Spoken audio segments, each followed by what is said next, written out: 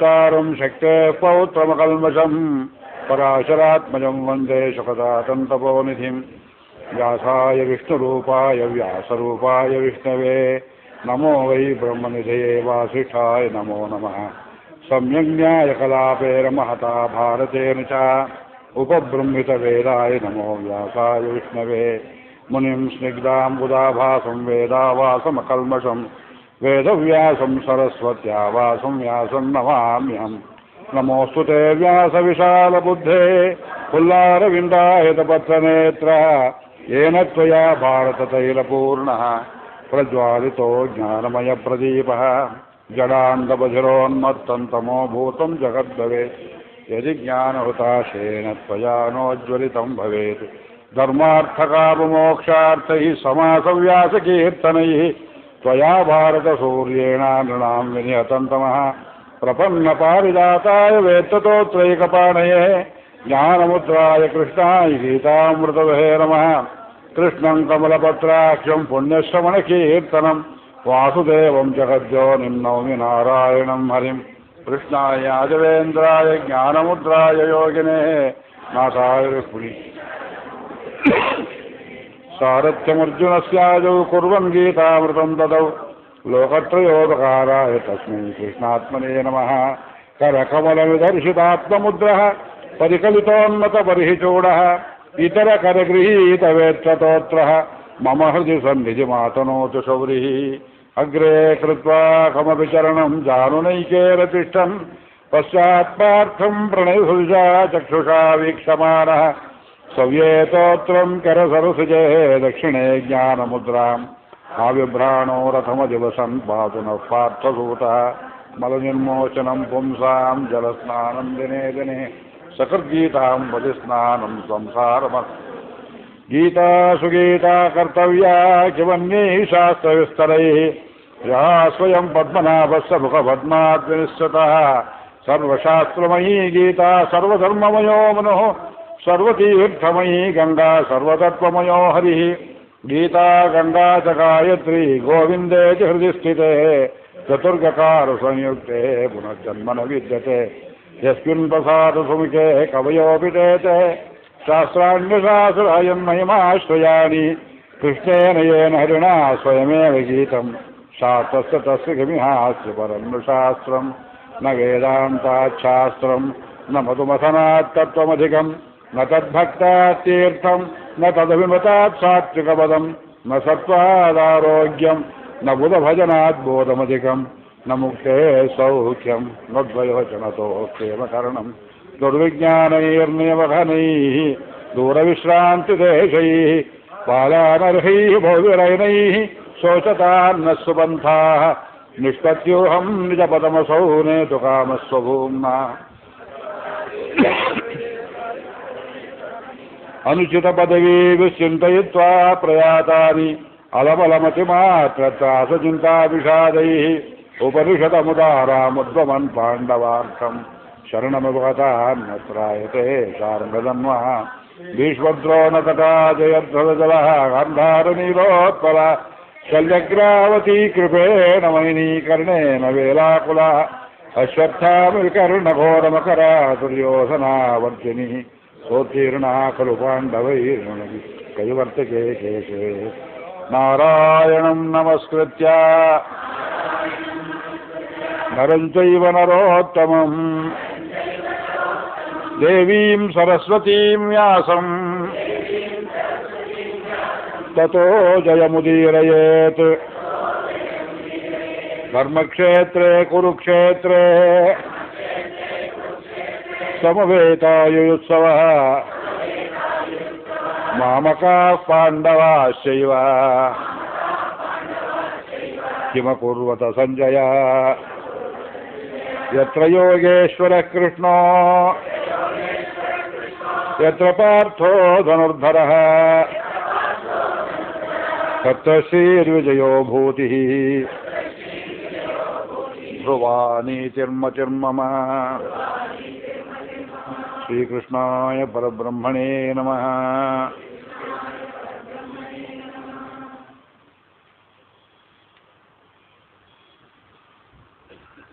ತಮಗೆಲ್ಲರಿಗೂ ನಮಸ್ಕಾರಗಳು.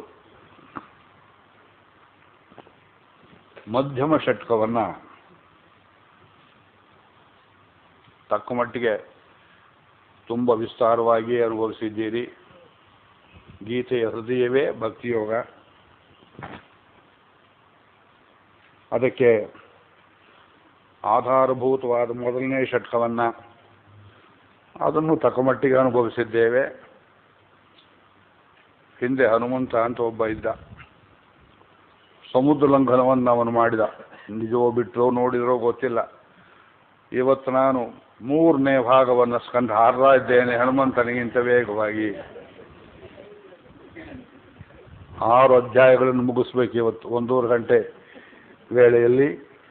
ಆದ್ದರಿಂದ ತಮಗೆ ಪ್ರಾರ್ಥನೆ ಮಾಡಿಕೊಳ್ಳೋದೇನು ಅಂದರೆ, ಪ್ರತಿಯೊಂದು ಶ್ಲೋಕವನ್ನು ಇದನ್ನು ಹೇಳಿ ಅಂತ ಬಯಸಬಾರ್ದು.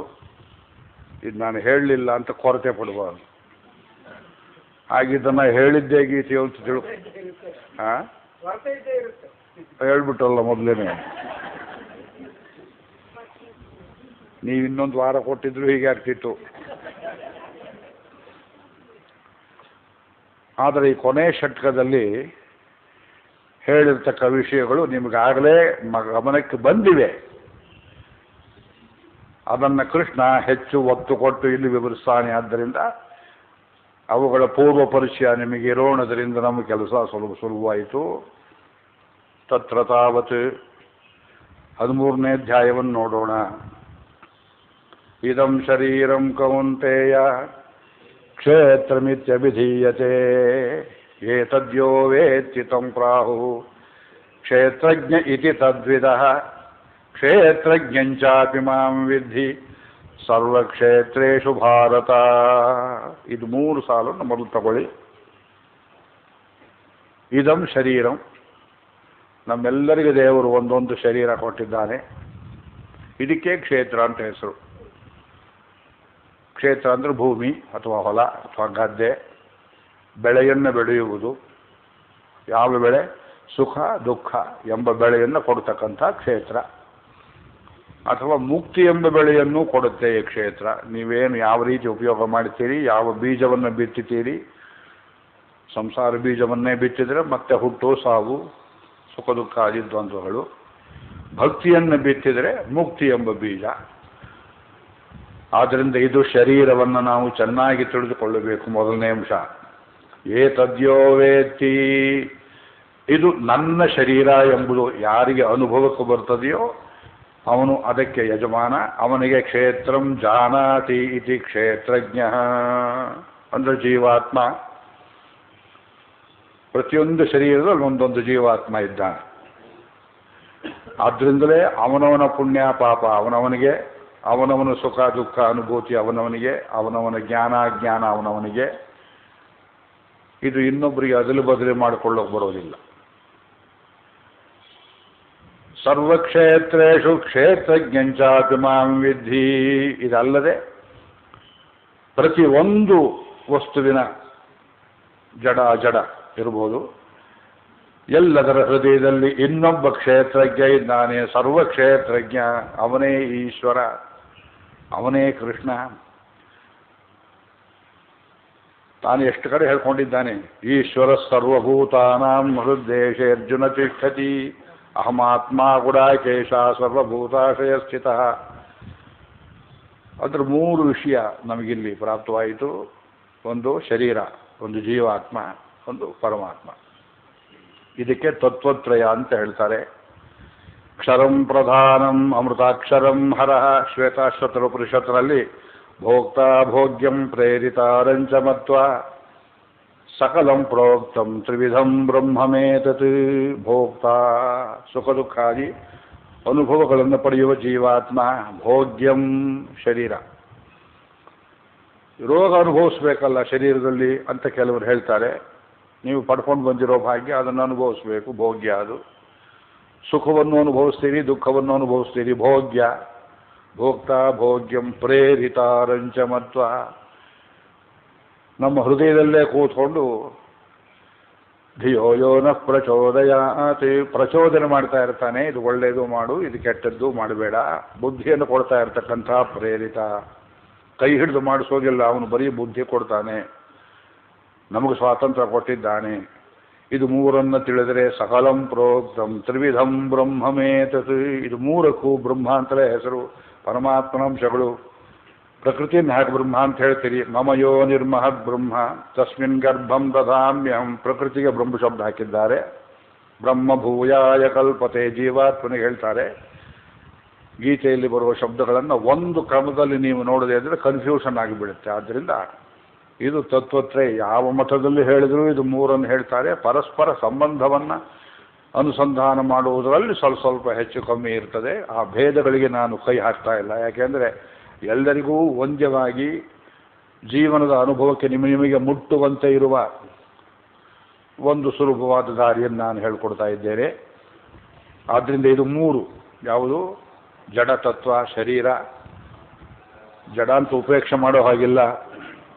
ಜೀವಾತ್ಮ ಇದು ಶ್ರೇಷ್ಠವಾದದ್ದು ಅಂತ don't take him for granted. ಮೂರನೇದು ಈಶ್ವರ ಇದ್ದಾನೆ, ಅವನನ್ನು ಹುಸಿಯಾಗಿ ಆಡಿಸೋದಕ್ಕೆ ಬರೋದಿಲ್ಲ. ಇದು ಮೂರನ್ನು ತಿಳ್ಕೋಬೇಕು ಎಂಬುದಾಗಿ ಹೇಳಿದರು. ಇದರಲ್ಲಿ ಈಗ ನೀವು 5ನೇ ಶ್ಲೋಕವನ್ನು ತೆಗೆದುಕೊಳ್ಳಿ, 5 ಮತ್ತು 6. ಈ ಕ್ಷೇತ್ರ ಅಂದ್ರೇನು, ಅದರಲ್ಲಿ ಏನೇನು ಅಡಗಿದೆ? ಸಾಂಖ್ಯರು 24 ತತ್ವ ಇದೆ ಅಂತ ಹೇಳ್ತಾರೆ. ನಾವು ಹೆಚ್ಚು ಕಮ್ಮಿ ಒಪ್ಕೊಳ್ತೇವೆ. ವೈಶೇಷಿಕರು ಇದರಲ್ಲಿ ಕೆಲವು ಭಾಗ ತೆಗೆದು ಆತ್ಮ ಅಂತ ಹಾಕ್ತಾರೆ. ಆ ಗೋಳೆಲ್ಲ ನಮಗೆ ಬೇಡ. ಈಗ ಶರೀರದಲ್ಲಿ ಏನೇನು ಬಂತು ಫ್ಯಾಕ್ಟ್ರೈಸ್ ಮಾಡಿ. 24 ಅನ್ನೋದ್ರಲ್ಲಿ ಬಂತು. 3 8 24, 4 24, 6 4 24 ಫ್ಯಾಕ್ಟ್ರೈಸ್ ಮಾಡ್ತೀವಿ. ಈಗ ಹ್ಯೂಮನ್ ಪರ್ಸನಾಲಿಟಿ ಫ್ಯಾಕ್ಟ್ರೈಸ್ ಮಾಡುವಾಗ ಉಪನಿಷತ್ತಲ್ಲಿ 5 ಕೋಶ ಅಂದರು. ಅನ್ನಮಯ, ಪ್ರಾಣಮಯ, ಮನೋಮಯ, ವಿಜ್ಞಾನಮಯ, ಆನಂದಮಯ. That is one kind of factorisation. ಗೀತೆಯಲ್ಲಿ ಹೇಳ್ತಾರೆ 3 ಫ್ಯಾಕ್ಟರ್ಸ್ ಸಾಕು, ಜಡ, ಜೀವ, ಈಶಾ. ಇದು ಒಂದು ರೀತಿಯಲ್ಲಿ. ಇದು ಆಮಾಪ, ಉದ್ವಾಪ. ಸಂಖ್ಯೆ ಬೆಳೆಸ್ಬೋದು, ಸಂಖ್ಯೆ ಕಡಿಮೆ ಮಾಡ್ಬೋದು. ಸಾಂಖ್ಯರು ಹೇಳಿದ್ದು 24 ತತ್ವಗಳನ್ನು ಹೇಳ್ಬೋದು. ಅದು ಹೇಳಲಿಲ್ವಲ್ಲ ಅಂತ ಕೇಳಬೇಡಿ. ಬಿಡಿಸಿದರೆ ಒಂದೊಂದು ಅನೇಕವಾಗುತ್ತೆ. ಹೇಳ್ತಾ ಕೂತ್ರೆ ತಲೆ ಕನ್ಫ್ಯೂಸ್ ಆಗುತ್ತೆ. ಆದ್ದರಿಂದ ಕೃಷ್ಣ ಹೇಳುವುದು ಬಹಳ ಸುಲಭವಾಗಿದೆ, ಸಾಕು ನಮಗೆ. ಕ್ಷೇತ್ರದಲ್ಲಿ ಏನೇನು ಬಂತು ನಾ ಹೇಳ್ತೇನೆ, ಒಂದೊಂದೇ ಗುರುತು ಹಾಕ್ಕೊಳ್ಳಿ, ಆಶ್ಚರ್ಯವಾಗುತ್ತೆ ನಮಗೆ. ಮಹಾಭೂತಾನಿ 1ನೇದು, ಪಂಚಮಹಾಭೂತಗಳು. 5 ಅಂತ ಗುರುತು ಹಾಕ್ಕೋಬೇಡಿ. 5 ಭೂತಗಳನ್ನು ಸೇರಿಸಿ ಒಂದೇ ವರ್ಗ 1 ಅಂತ ಗುರುತು ಹಾಕ್ಕೊಳ್ಳಿ. ಪೃಥ್ವಿ, ತೇಜೋ, ವಾಯು, ಆಕಾಶ, ಅಹಂಕಾರ, ಅಂತಃಕರಣ ತತ್ವ, ಬುದ್ಧಿ. 3ನೇದು ಅವ್ಯಕ್ತಮೇವಚ, ಪ್ರಧಾನ ಮೂಲ ಪ್ರಕೃತಿ ರೂಪ. ಇಂದ್ರಿಯಾಣಿ ದಶೈಕಂಚ, ಒಟ್ಟು 11 ಇಂದ್ರಿಯಗಳು. 5 ಜ್ಞಾನೇಂದ್ರಿಯ, 5 ಕರ್ಮೇಂದ್ರಿಯ, ಅದರ ಮೇಲಿನ ಮನಸ್ಸು. ಇದಿಷ್ಟು ಸೇರಿ 11 ಅಲ್ಲ, 1 ಅಂತ ಗುರುತು ಹಾಕ್ಕೊಳ್ಳಿ, ಒಂದು ಗ್ರೂಪ್ ಅದು. ಪಂಚಚ ಇಂದ್ರಿಯ ಗೋಚರ, ಇಂದ್ರಿಯಗಳಿಗೆ ಅನುಭವಕ್ಕೆ ಬರುವ ಶಬ್ದ, ಸ್ಪರ್ಶ, ರೂಪ, ರಸ, ಗಂಧಾದಿಗಳು. 6ನೇ ಗುಂಪು. ಇದರ ಮೇಲೆ ವಿಶೇಷವಾಗಿ ಹೇಳ್ತಾನೆ ಭಗವಂತ, ನೀವಿಲ್ಲಿ ಎಚ್ಚರಿಕೆಯಿಂದಿರಬೇಕು. ಇಚ್ಛಾ, ವಿಲ್ ಅಂತೇನು ಹೇಳ್ತೀರಿ, that is also A bodily factor. Will is not a spiritual factor.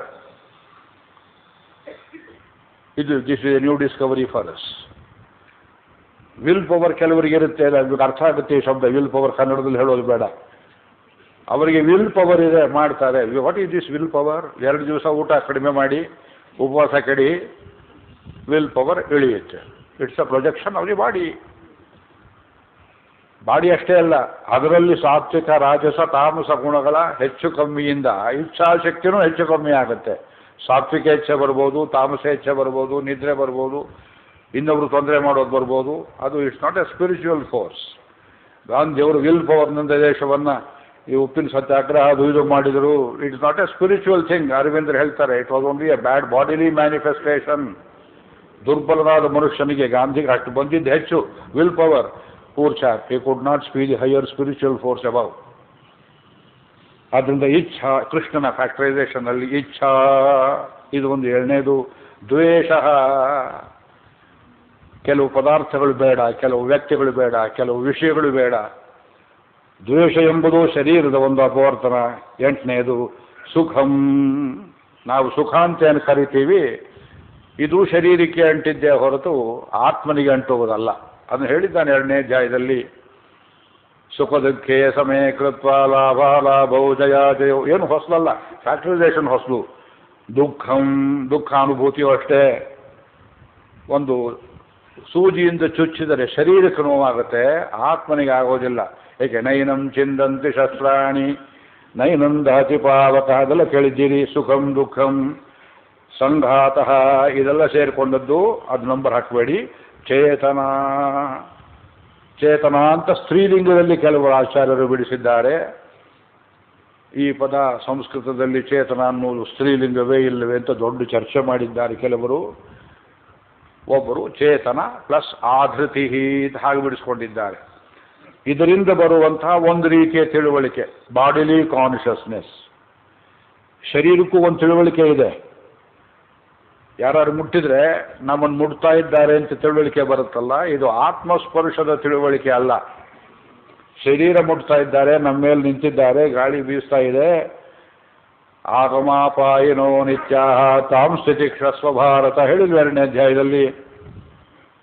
ಇದು ಚೇತನ ಅನ್ನೋ ಶಬ್ದವನ್ನು ಹೇಳೋಕೆ ಯಾಕೆ ಹೆದರ್ತೇವೆ ಅಂದ್ರೆ ಚೈತನ್ಯ ಅಂದ್ರೆ ಜೀವಾತ್ಮನಿಗೆ ಅಪ್ಲೈ ಆಗಿಬಿಡುತ್ತೆ. ಅದಲ್ಲ ಇದು ದೊಡ್ಡ ಕಷ್ಟ. ಇಲ್ಲಿ ಶರೀರಕ್ಕೊಂದು ಕಾನ್ಷಿಯಸ್, ಜಡ ಪದಾರ್ಥಕ್ಕೆ ಕಾನ್ಷಿಯಸ್ನೆಸ್ ಅಂತ ಹೇಳ್ತೀರಿ. ಇದೆಂಥ ಕಾನ್ಷಿಯಸ್ನೆಸ್?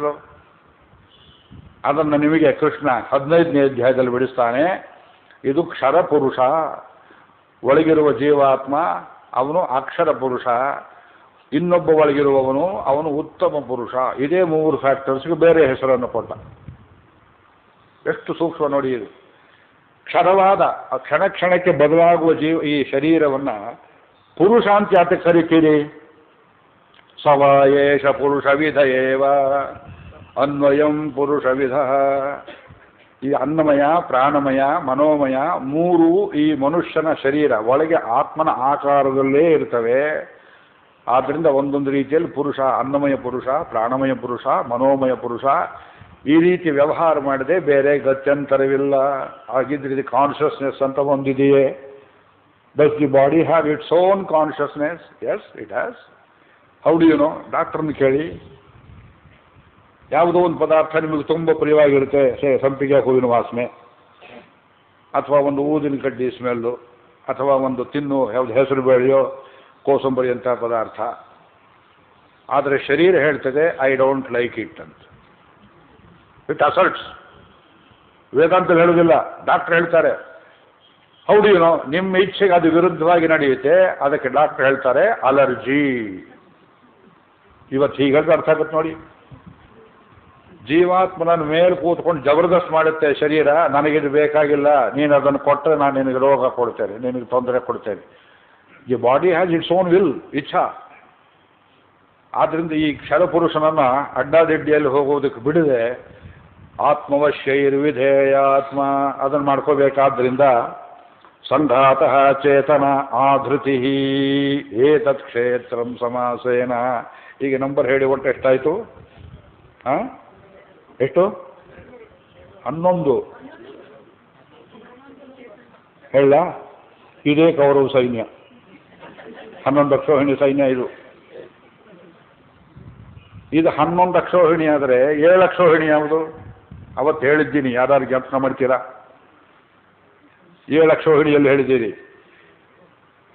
8ನೇ ಅಧ್ಯಾಯದಲ್ಲಿ 1 ಮತ್ತು 2ನೇ ಶ್ಲೋಕದಲ್ಲಿ ನೋಡಿ. ಕಿಂ ತದ್ಬ್ರಹ್ಮ ಕಿಂ ಅಧ್ಯಾತ್ಮಂ ಕಿಂ ಕರ್ಮ ಅಧಿಭೂತಂಚ ಕಿಂ ಪ್ರೋಕ್ತಂ ಅಧಿದೈವಂ ಕಿಮುಚ್ಯತೆ ಅಧಿಯಜ್ಞ ಕಥಂ ಕೋತ್ರ ದೇಹೇಸ್ಮಿನ್ ಮಧುಸೂದನ ಪ್ರಯಾಣ ಕಾಲೇ ಚ ಕಥಂ ಜ್ಞೇಯೋಸಿ. ಇದು 7. ಇದು ಅಧ್ಯಾತ್ಮ ಪರವಾದ 7 ಪ್ರಶ್ನೆಗಳು. ಅದಕ್ಕೆ 7 ಉತ್ತರ ಕೊಡ್ತಾನೆ ಕೃಷ್ಣ 8ನೇ ಅಧ್ಯಾಯದಲ್ಲಿ. ಅಂದರೆ ಅಧ್ಯಾತ್ಮ ಸಂಬಂಧವಾದದ್ದು ಯಾವತ್ತೂ 7 ಅಕ್ಷೋಹಿಣಿ, ಶರೀರ ಸಂಬಂಧದ್ದು ಯಾವತ್ತೂ 11 ಅಕ್ಷೋಹಿಣಿ. ಕುರುಕ್ಷೇತ್ರದ ಯುದ್ಧ ಅಂದರೆ ಆತ್ಮ ವರ್ಸಸ್ ಬಾಡಿ. ಅರ್ಥವಾಯ್ತಾ ನೋಡಿ? ಇದು ಈ ಸಂಖ್ಯೆ ಎಷ್ಟು ಸೂಕ್ಷ್ಮದಲ್ಲಿರ್ತಾನೆ ಭಗವಂತ. ಈ 7 ಅನ್ನೋದು ವೇದಾಂತಲ್ಲಿ ತುಂಬ ಅರ್ಥವುಳ್ಳದ್ದು. ಪ್ರಾಣಗಳು 7, ಅಗ್ನಿಗೆ ನಾಲಿಗೆಗಳು 7, ಸಪ್ತಲೋಕಗಳು, ಊರ್ಧ್ವಲೋಕಗಳು, ಕೆಳಗಿನ ಅಧೋಲೋಕಗಳು, ಸಪ್ತ ಪ್ರಾಣ ಪ್ರಭವಂತಿ ತಸ್ಮಾತ್ ಸಪ್ತಾರ್ಚಯ ಪ್ರಭವಂತಿ ಹೇಳ್ತೇವೆ ವೇದದಲ್ಲಿ. ಆದ್ದರಿಂದ ಕುರುಕ್ಷೇತ್ರದ ಯುದ್ಧ ಅಂದ್ರೆ ಏನು ತಿಳ್ಕೋಬೇಕು ನೀವು? ಶರೀರ ಮತ್ತು ಆತ್ಮಕ್ಕೆ ನಡೆಯುವ ಪರಸ್ಪರ ದ್ವಂದ್ವದ ಯುದ್ಧ. ಈ ಯುದ್ಧದಲ್ಲಿ ವಿಜಯ ಯಾರಿಗೆ? ಆತ್ಮಕ್ಕೆ. ಯಾಕೆ? ಪರಮಾತ್ಮ ಹೇಳಿದಂತ ಅದಕ್ಕೆ ಹೇಳುತ್ತೆ. ಇದು ಶರೀರಕ್ಕೆ ವಶವಲ್ಲ. ಶರೀರದ ಸಂಖ್ಯೆ ಹೆಚ್ಚಿದೆಯಲ್ಲ, ದಪ್ಪ ಶರೀರ ಇದೆ, ಕೊಬ್ಬಿಸಿದ್ದೇವೆ, ಸಿಕ್ಕಿದ್ದೆಲ್ಲ ತಿನ್ನಿಸಿದ್ದೇವೆ. ಮಹಾಭೂತಗಳು 5 ಪಂಚಭೂತಗಳು ಒಂದು ಗಾಳಿ ಬೀಸಿದ್ರೆ ಹೊರಗಿಂದು, ಒಂದು ಮಳೆ ಬಿದ್ದರೆ, ಒಂದು ಸಮುದ್ರ ಉಕ್ಕೇರಿದ್ರೆ ಎಷ್ಟು ಅವಾಂತರವಾಗುತ್ತೋ, ನಿಮ್ಮ ಶರೀರದಲ್ಲಿಯೂ ಪಂಚಭೂತಗಳ ವಿಕೋಪದಿಂದ ಸುನಾಮಿಗಿಂತ ಹೆಚ್ಚಾದ ದೊಡ್ಡ ದೊಡ್ಡ ಭೂಕಂಪಗಳು ಶರೀರದಲ್ಲಿ ನಡೀತವೆ. ಬಾಡಿಲಿ ಈ ಹಾಲೋಕಾಸ್ಟ್ ಅಂತ ಹೇಳ್ತೇವೆ. ಅದು ಉಂಟಾದಾಗ ಮನುಷ್ಯನಿಗೆ ಹುಚ್ಚಾಗುತ್ತೆ, ಮನುಷ್ಯ ತಡ್ಕೊಳ್ಳೋದಿಲ್ಲ, ಸಮತೋಲ ತಪ್ಪುತ್ತದೆ, ನಾಸ್ತಿಕನಾಗ್ತಾನೆ, ಅನರ್ಥಗಳೆಲ್ಲ ಬರುತ್ತೆ. ಕೈ ಮುಗಿದು ಕೇಳ್ತೇನೆ, ಶರೀರವನ್ನು ದಯವಿಟ್ಟು ಹೋಗುವ ದಾರಿಗೆ ಬಿಡಬೇಡಿ. ನಿಮ್ಮ ಶರೀರವನ್ನು ಕೃಷ್ಣಾರ್ಪಣೆ ಮಾಡಿ. ಅದಕ್ಕೆ ಮೊದಲನೇ ದಾರಿ ಅಂದರೆ ಏಕಾದಶಿ ಬಂದರೆ ಸಾಧ್ಯವಾದಷ್ಟು ಉಪವಾಸ ಮಾಡಿ, ಭಗವಂತನ ಭಜನೆಯನ್ನು ಮಾಡಿ. ಶರೀರಕ್ಕೆ, ಮನಸ್ಸಿಗೆ, ವಾಕಿಗೆ, ಇದು 3ಕ್ಕೂ ಡಿಸಿಪ್ಲಿನ್, ಶಿಸ್ತನ್ನು ಕೊಡಬೇಕು. ಸರ್ವದಾ ಹರಿನಾಮ ಸ್ಮರಣೆ ಮಾಡಿ, ರಾಮಧ್ಯಾನ ಮಾಡಿ, ಕೃಷ್ಣ ಜಪ ಮಾಡಿ. ಒಂದು ಜಪ ಇಟ್ಟುಕೊಳ್ಳಿ, ಒಬ್ಬ ಗುರುಗಳಿಂದ, ಒಬ್ಬ ಹಿರಿಯರಿಂದ ಪಡ್ಕೊಂಡು. ವಾಂಗ್ಮಯಂ ತಪ ಉಚ್ಯತೆ, ಶಾರೀರಿಕಂ ತಪ ಉಚ್ಯತೆ. ಆಹಾರದಲ್ಲಿ ಅತ್ಯಂತ ಸಾತ್ವಿಕ ಆಹಾರ ಸೇವನೆ. ಆದ್ದರಿಂದ ಇದು ನಿಮಗೆ ಅರ್ಥವಾಯಿತು ಅಂತ ತಿಳ್ಕೊಂಡಿದ್ದೇನೆ. ಶರೀರ ಸಾಮಾನ್ಯವಾದದ್ದಲ್ಲ. ಏತತ್ ಕ್ಷೇತ್ರಂ. ಹಾಗಿದ್ರೆ ಜ್ಞಾನ ಅಂದ್ರಲ್ಲ, ಕ್ಷೇತ್ರಜ್ಞನಿಗೆ ಜ್ಞಾನ ಅಂತ ಹೇಳಿದ್ರಲ್ಲ, ಆ ಜ್ಞಾನ ಯಾವ ರೂಪದಲ್ಲಿರುತ್ತೆ ಅದನ್ನು ಕೊಟ್ಟಿದ್ದಾರೆ. ಮುಂದಿನ ಶ್ಲೋಕ ನೋಡಿಕೊಳ್ಳಿ, 7ನೇ ಶ್ಲೋಕ. ನಿಮಗೆ ಅರ್ಥವಾಗುತ್ತೆ ಇವೆಲ್ಲ. ಅಲ್ಲೊಂದು ಇಲ್ಲೊಂದು ವಿವರಣೆ ಕೊಡ್ತೇನೆ, ಹೆಚ್ಚು ವೇಳೆ ಇಲ್ಲ. ಅಮಾನಿತ್ವಂ, ನಂಬರ್ ಹಾಕೊಳ್ಳಿದಕ್ಕೂ. ಅದಂಭಿತ್ವಂ, ಅಹಿಂಸಾ, ಕ್ಷಾಂತಿ, ಆರ್ಜವಂ, ಆಚಾರ್ಯೋಪಾಸನಂ, ಶೌಚಂ, ಸ್ಥೈರ್ಯಂ, ಆತ್ಮವಿನಿಗ್ರಹ, ಇಂದ್ರಿಯಾರ್ಥೇಷು ವೈರಾಗ್ಯಂ, ಅನಹಂಕಾರ ಏವ ಚ, ಜನ್ಮ ಮೃತ್ಯು ಜರಾವ್ಯಾಧಿ ದುಃಖ ದೋಷಾನುದರ್ಶನಂ, ಅಸಕ್ತಿ, ಅನಭಿಷ್ವಂಗ ಪುತ್ರದಾರಗ್ರಹಾದಿಷು. 14 ಆಯಿತು.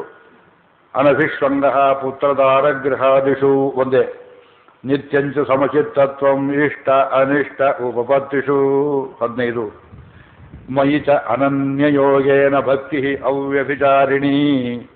16. ವಿವಿಕ್ತದೇಶ ಸೇವಿತ್ವಂ. 17. ಅರತಿ ಜನಸಂಸದಿ. 18. ಅಧ್ಯಾತ್ಮಜ್ಞಾನ ನಿತ್ಯತ್ವಂ. 19. ತತ್ವಜ್ಞಾನಾರ್ಥದರ್ಶನಂ. 20. ಏತಜ್ಞಾನಮಿತಿ ಪ್ರೋಕ್ತಂ. ಇದಿಷ್ಟು ಸೇರಿದರೆ ಜ್ಞಾನ. ಅಜ್ಞಾನ ಅಂದ್ರೇನು? ಇದಕ್ಕೆ ವಿರುದ್ಧವಾದದ್ದು. ಅಜ್ಞಾನಂ ತದತೋ ಅನ್ಯಥಾ. ಇದಕ್ಕೆ ಕೆಲವು ವಿಷಯಕ್ಕೆ ಒತ್ತು ಕೊಟ್ಟು ವಿವರಿಸ್ತೇನೆ. ಜ್ಞಾನ ಅಂದ್ರೇನು ಅಂತ ಕೇಳ್ತಾರೆ. ಜೀವಾತ್ಮನ ಲಕ್ಷಣ.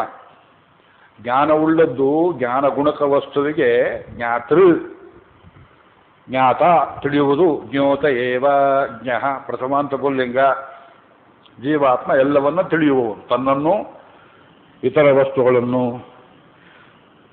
ತಿಳಿಯುವುದರಲ್ಲಿ ಪರಮೋಚ್ಚವಾದ ಗುಣ ಯಾವುದು? ಅಮಾನಿತ್ವಂ.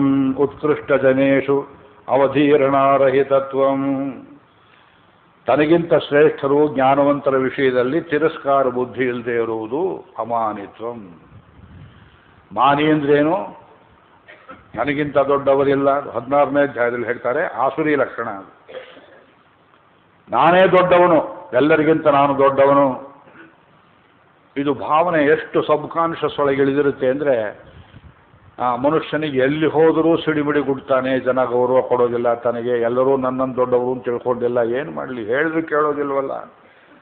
ದುರ್ಯೋಧನ ಹಾಳಾಗಿದ್ದ ದುರ್ಗುಣದಿಂದ. ಅತಿಮಾನ ಸುಯೋಧನ. ಅಭಿಮಾನ ಅನ್ನುವುದು ತಪ್ಪು. ಶರೀರವನ್ನು ಕುರಿತು ಇದು ನನ್ನದು ಅಂತ ತಿಳ್ಕೊಂಡ್ರೆ ಅಭಿಮಾನವಾಯಿತು.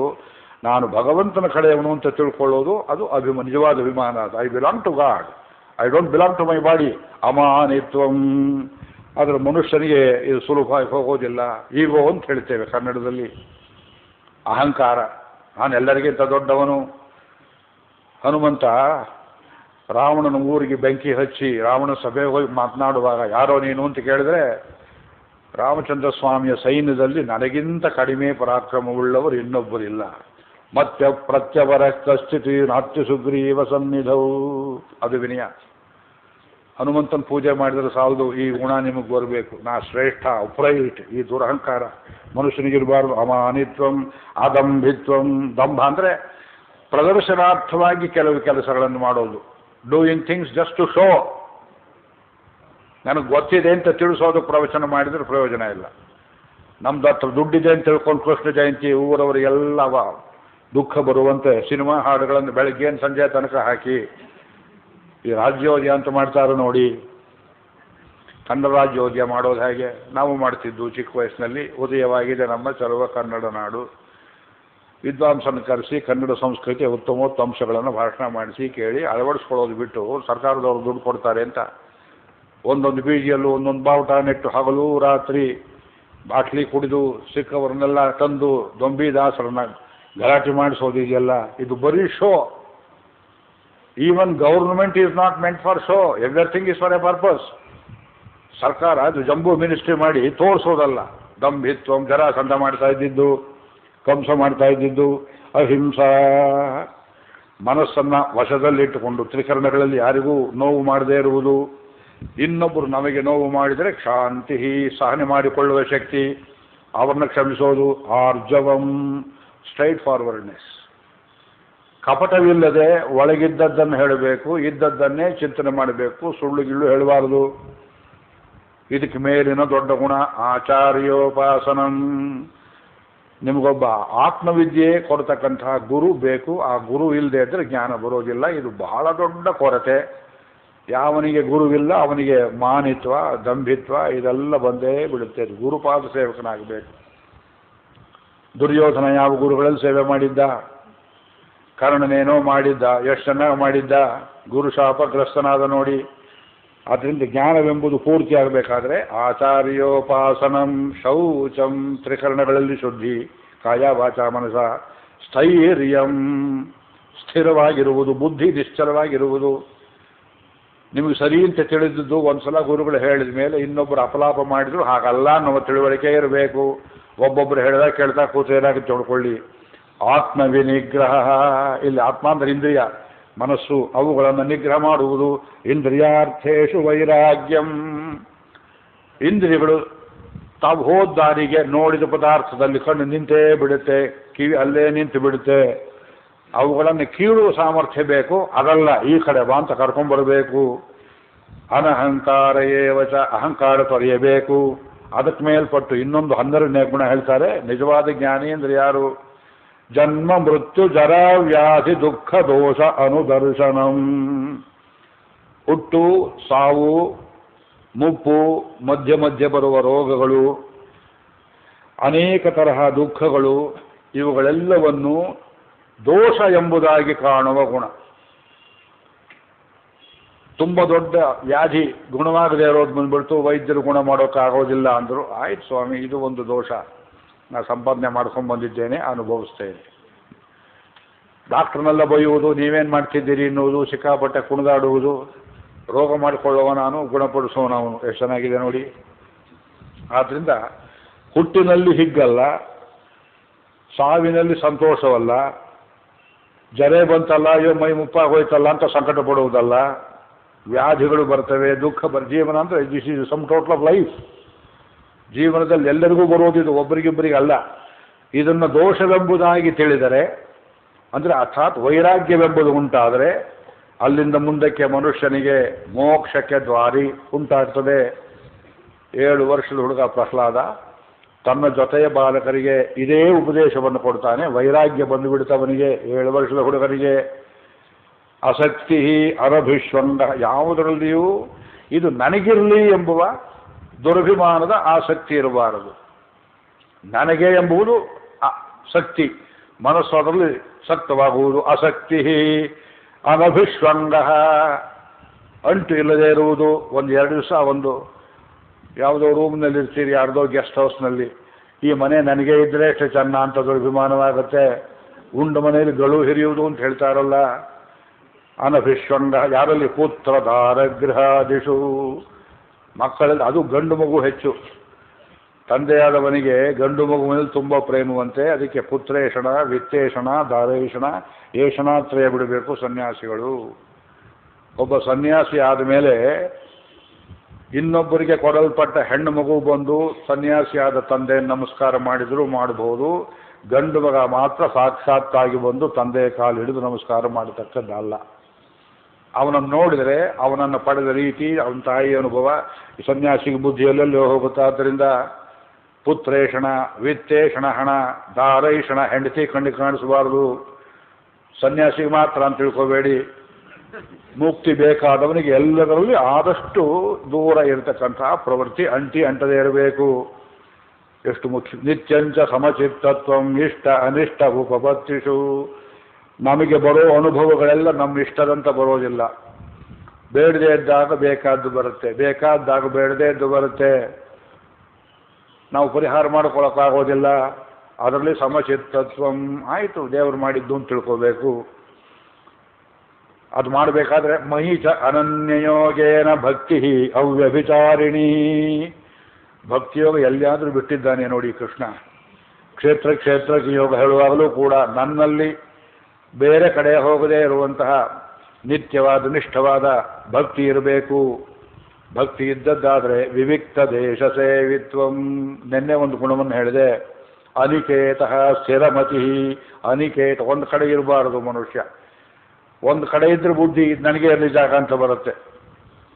ಶುಕಾಚಾರ್ಯರು ಎಷ್ಟು ಮಟ್ಟಿಗೆ ಸನ್ಯಾಸಾಶ್ರಮ ಪರಿಪಾಲನೆ ಮಾಡಿದರು ಅಂದರೆ, ಹೋಗ್ತಾ ಹೋಗ್ತಾ ಹಾಗೆ ಯಾರ ಮನೆ ಜಗಲಿಯಾದರೂ ಕೂತರು ಒಂದು ಉಪದೇಶ ಮಾಡೋದಕ್ಕೆ ಅಂದರೆ ಎಷ್ಟು ಹೊತ್ತು ಕೂಡ್ತಿದ್ರು ಅಂದರೆ, ಗೋವಿನ ಕೆಚ್ಚಲಲ್ಲಿ ಒಂದು ಮೊಲೆಯಲ್ಲಿ ಹಾಲು ಕರೆಯುವುದಕ್ಕೆ ಎಷ್ಟು ಹೊತ್ತು ಬೇಕೋ ಅಷ್ಟೇ ಹೊತ್ತು ಕೂಡ್ತಿದ್ರು.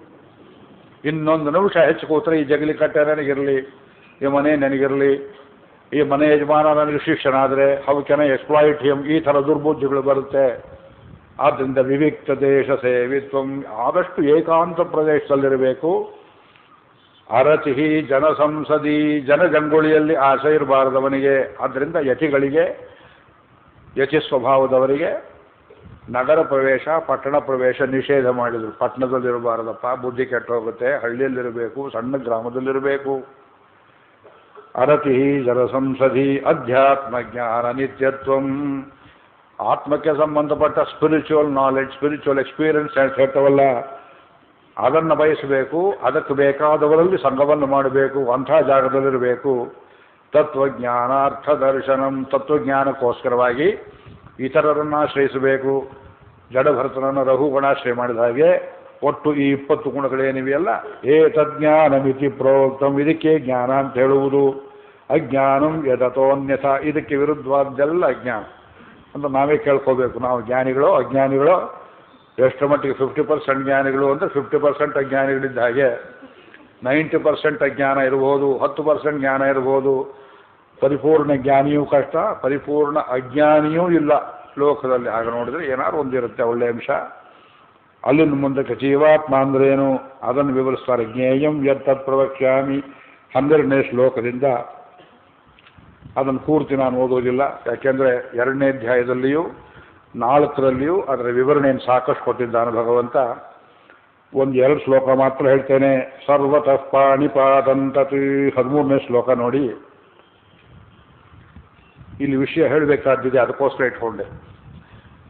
ಆತ್ಮ ಎಂಬುವ ಈ ಜ್ಯೋತಿಸ್ವರೂಪವಾದ ವಸ್ತುವಿಗೆ ಎಲ್ಲ ಕಡೆ ಕೈ ಕಾಲಿ ಅಂತ ಇದೆ. ಸರ್ವತಃ ಪಾಣಿಪಾದಂತತ್ ಸರ್ವತೋ ಕ್ಷಿಷದೋ ಮುಖಂ. ಎಲ್ಲ ಕಡೆ ಕಣ್ಣಿದೆ, ತಲೆ ಇದೆ. ಸರ್ವತಃ ಶ್ರುತಿಮತಿ ಲೋಕೆ. ಎಲ್ಲ ಕಡೆ ಕಿವಿ ಇದೆ. ಸರ್ವಮಾವೃತ್ಯ ತಿಷ್ಠತಿ. ಇದು ಹೇಗಿದೆ ಇದು ಆತ್ಮ? ಈ ಗುಣವನ್ನು ಹೇಳಲೇ ಇಲ್ವಲ್ಲ ಹಿಂದೆ ಅಂತ ಕೇಳಿದ್ರೆ ಇಲ್ಲಿ ವಿವಕ್ಷೆ ಹೀಗೆ. ಈಗ ಕಣ್ಣು ಕಾಣುತ್ತದೆ ನಮಗೆ ಅಂತ ತಿಳ್ಕೊಂಡಿದ್ದೇವೆ. ಕಣ್ಣಿಗೆ ಈ ನೋಡುವ ಶಕ್ತಿ ಎಲ್ಲಿಂದ ಬಂತು? ಕಣ್ಣಿನಲ್ಲಿಯೇ ನೋಡುವ ಶಕ್ತಿ ಇದ್ದಿದ್ದರೆ ಬೇರೆ ಬಿಟ್ಟು, ಒಬ್ಬ ಮನುಷ್ಯ ಸತ್ತ ಮೇಲೆ ಹೆಣಕ್ಕೂ ಕಣ್ಣು ಇನ್ನೂ ಇರ್ತದಲ್ಲ, ಇನ್ನೊಬ್ರು ಕೇಳೋದಕ್ಕಿಂತ ಮುಂಚೆ. ಆ ಕಣ್ಣು ಇನ್ನೂ ನೋಡಬೇಕಲ್ಲ. ಕಣ್ಣಿಗೆ ಬರುವ ಶಕ್ತಿ ಎಲ್ಲಿಂದ ಬರ್ತದೆ? ಯಾರು ಹೇಳ್ತೀರಾ? ಆತ್ಮದಿಂದ ಅಂತ ಮೊದಲೇ ಹೇಳಿಬಿಟ್ರೆ ನನಗೆ ಉತ್ತರ ಕೊಡೋಕೆ ಅವಕಾಶ ಆಗೋದು ಹೋಯ್ತಲ್ಲ. ಒಳಗೆ ಆತ್ಮವಿರುವುದರಿಂದ ಹೇಳಿ ಹಾಗೆ ಹೇಳಿದ್ರು ಅಲ್ಲಿ ಬಂತು. ಇಂದ್ರಿಯಾಭಿಮಾನಿ ದೇವತೆಗಳಿಗೆ ಆ ಶಕ್ತಿ ಇರುವುದೆಲ್ಲಿಂದ ಬಂತು? ಆತ್ಮ ಇರುವುದರಿಂದ ಬಂತು, ಆತ್ಮ ಸಾನ್ನಿಧ್ಯದಿಂದ ಬಂತು. ಜೀವ ಒಳಗೆ ಶರೀರದಲ್ಲಿರೋಣದ್ರಿಂದ ಈಗ ಇಂದ್ರಿಯಾದಿ ಕಣ್ಣು ಮೊದಲೇ ಪದಾರ್ಥಗಳಲ್ಲಿ ಇಂದ್ರ, ಅಗ್ನಿ, ವಾಯು ಇವರಿದ್ದರೂ ಜೀವಾತ್ಮನ ಅಧೀನರಾಗಿ ಭಗವಂತನ ಅಪ್ಪಣೆಯಂತೆ ಅಲ್ಲಲ್ಲಿ ಕುಳಿತು ಆ ಕೆಲಸ ಮಾಡ್ತಾ ಇರ್ತಾರೆ ಅವರು. ನಾ ಹೇಳಿದ್ದೀನಿ ನಂಗೆ ಹೋಗು. ಜೀವಾತ್ಮ ಗಂಟು ಮುಟ್ಟೆ ಕಟ್ಟಿದ, ಭಗವಂತ ಅವನನ್ನು ಬೇರೆ ಕಡೆ ಕರ್ಕೊಂಡು ಇನ್ನೊಂದು ಜನ್ಮಕ್ಕೆ ಹೋದ.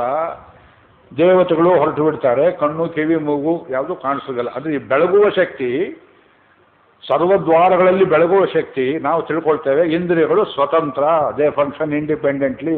ಆಗಲ್ಲ. ಕೆಲವರು ಹೇಳ್ಬೋದು ಮನಸ್ಸಿನಲ್ಲಿದೆ ಇದರ ಶಕ್ತಿ. I expected you to say that, you did say it unfortunately. ಮನಸ್ಸು ಸ್ವಿಚ್ ಆಫ್ ಮಾಡಿದರೆ ಕಣ್ಣು ಕಾಣಿಸೋದಿಲ್ಲ, ಕಿವಿಯು ಕಾಣಿಸೋದಿಲ್ಲ.